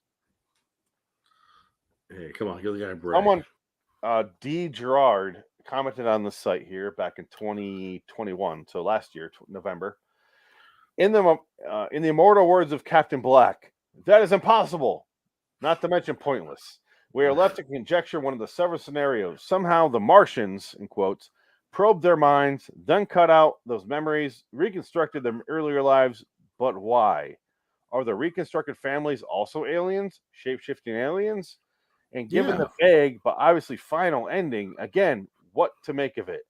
The astronauts have been buried, their helmets placed atop each of the three graves, which meant what exactly? Have the astronauts also been replicated by the Martians? If they went to all that trouble to reproduce Earth's atmosphere, vegetation, and architecture, wouldn't it all be a better idea to let the astronauts live so that they may observe them in their natural habitat? Seems like a squandered opportunity to me, but so much for there being intelligent life in other planets. I completely agree with that person. Yeah, it's pretty accurate. It brought up most of our points throughout this episode. Yeah, I would say so. Here's the problem with this episode. This is a lot of bad sci-fi for me. If the point of your villains could be synopsized as this: the astronauts walk outside their spaceships. The Martian hit him in the back of the head with Martian hammers and killed him. And piss on him. That's why I say I hate that shit where like the Ring where they just get tortured then killed. Right, like, why the long fucking why drag it out? I don't get it. Right. Some movies explain that as they want to feast on their fear. But this one, nothing. Got him. All right, we're done. Nothing to it. There's nothing to Bury it. him here. 4. I'm debating 3, honestly, because fuck this thing. I'll give it a 3. I give it a 4. We both gave it a 4 already. Did we? Okay, fine. But yeah, I mean, it is what it is. It's just whatever. I don't even care. I saw it. I'm going 3, but I mean, it is what it is. It's like You know what? Fucking 3. Give it a 3. Yeah, go 3. I'm gonna go 3 because the more I talk about it, the more I hate it. It's not terrible, but it makes 0 sense logistically for anyone. Yes. There's a 7.2 on IMDb. Well, it's probably because of the first story or whatever it's connected to. It's probably not this one. No, this is single episodes. This isn't 12. Oh, was it? Oh, I thought this was okay. I thought this No. was. This is Oh it by shit! itself. Oh my god! What are they thinking? They're not thinking at all. It feels like. Yeah, they ain't. All right, Dick, let's get out of here. I'll see you in hell. Yeah. Before we go, next week on this live stream, next week on this podcast feed, is just going to be one episode for LAW Anthology series. That's episode 106. Speaking of Jeffrey Tambor, I believe he is in this episode. 2 sentence horror stories. I'm pulling it up right now. Is it Jeffrey Tambor? How is this not Jeffrey Tambor? Okay, all I saw was really small images of this, and I swear this is Jeffrey Tambor. Because look at this. I just assumed that was him. He's clearly thinner now that I see a big picture of it. No, that's like Brett Spiner. But I thought that was like, look at the tiny version. I just assumed that was him. Okay, Maybe so if it's really tiny. yeah, it was. Okay. So never mind that. So we are doing 2 sentence horror stories, 208 Little Monsters. I've never seen this show. Neither of you, right? I don't think Netflix so. Netflix exclusive, I believe. Okay, no, never saw it. And then after that, we're doing LIW John Carpenter review. I'm sorry, Dick. Episode 24. Elvis. No, 1979. That's the next one. week. Yes, the one John Carpenter movie with Kurt Russell I've never seen. Yeah. Ouch. It's a TV miniseries technically, or TV movie, whatever you want to say. Yeah. But I will watch every second of it. I like TV movies. I'm sure it's good. I've heard it's good. So there are so many TV movies I love. I'm sure it's enjoyable. I'm sure it's fine. I'm a guy who's watched The Stand 75 times. I can't judge this thing. It's half the length of The Stand, not even. But yeah, let's see how this is Elvis. So that'll be next week on this live stream. Episode 107 of Anthology series. The week after that is Tales from the Crypt, 310 Morning Mess. And then we're also doing Nick Cage cast Running with the Devil. Oh, sorry. No, we're doing Nick Cage cast Bringing Out the Dead. Yes. I have to change that on my screen.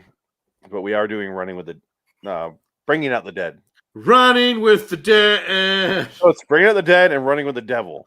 I That's debated combining those two in one episode, like a versus. Should I do that? You could. It makes sense, right? Should I just do that? Why not? Well, fuck it. Why not? Fuck it. Let's just do it. Fuck it, right? I mean, we have so many verses of that show. Those are two because they're like 20 years apart. And I'm like, all right, that's 99 versus 2019, right? Yeah, why not? All right, let's do a versus. Running with the Devil versus Bringing Out the Dead. It's Bringing not Out the even Dead. close. I've seen both. No, it's not even fucking close. But Running with the Devil is so much better than Scorsese could ever do. Absolutely. Whatever. Let's do it live. Fuck it, right? That's right. Until next time, and in the meantime, I am unfortunately Phoenix West. We're really early. This is a quick episode, so let's do this whole outro. I want you to fuck me, Larry.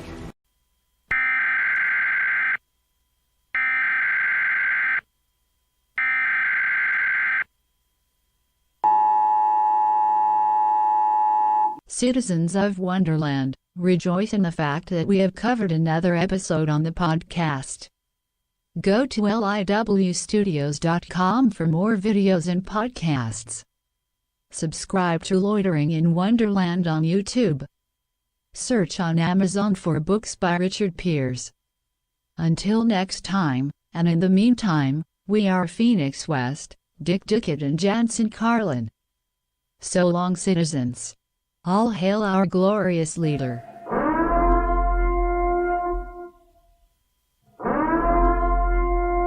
Shut off the fucking podcast now. You know, Adam's been almost dead a year. Yeah. Like in a few weeks here. No, July. No, June. No, it's July. It was July 8th or something. Because June, we did a podcast with him in June. His last show was like June 6th or 5th or something. Let me pull up.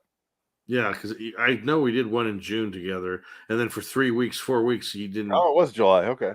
Yeah, because he didn't say anything for like 4 weeks. July 6th. So, yeah. Yeah. So, July 6th. Yeah. I'm bad with dates. That's why I have a literal calendar here where I put in and I'm like, talk about this because I'm so bad with dates. Yeah. Yeah, it's coming up though.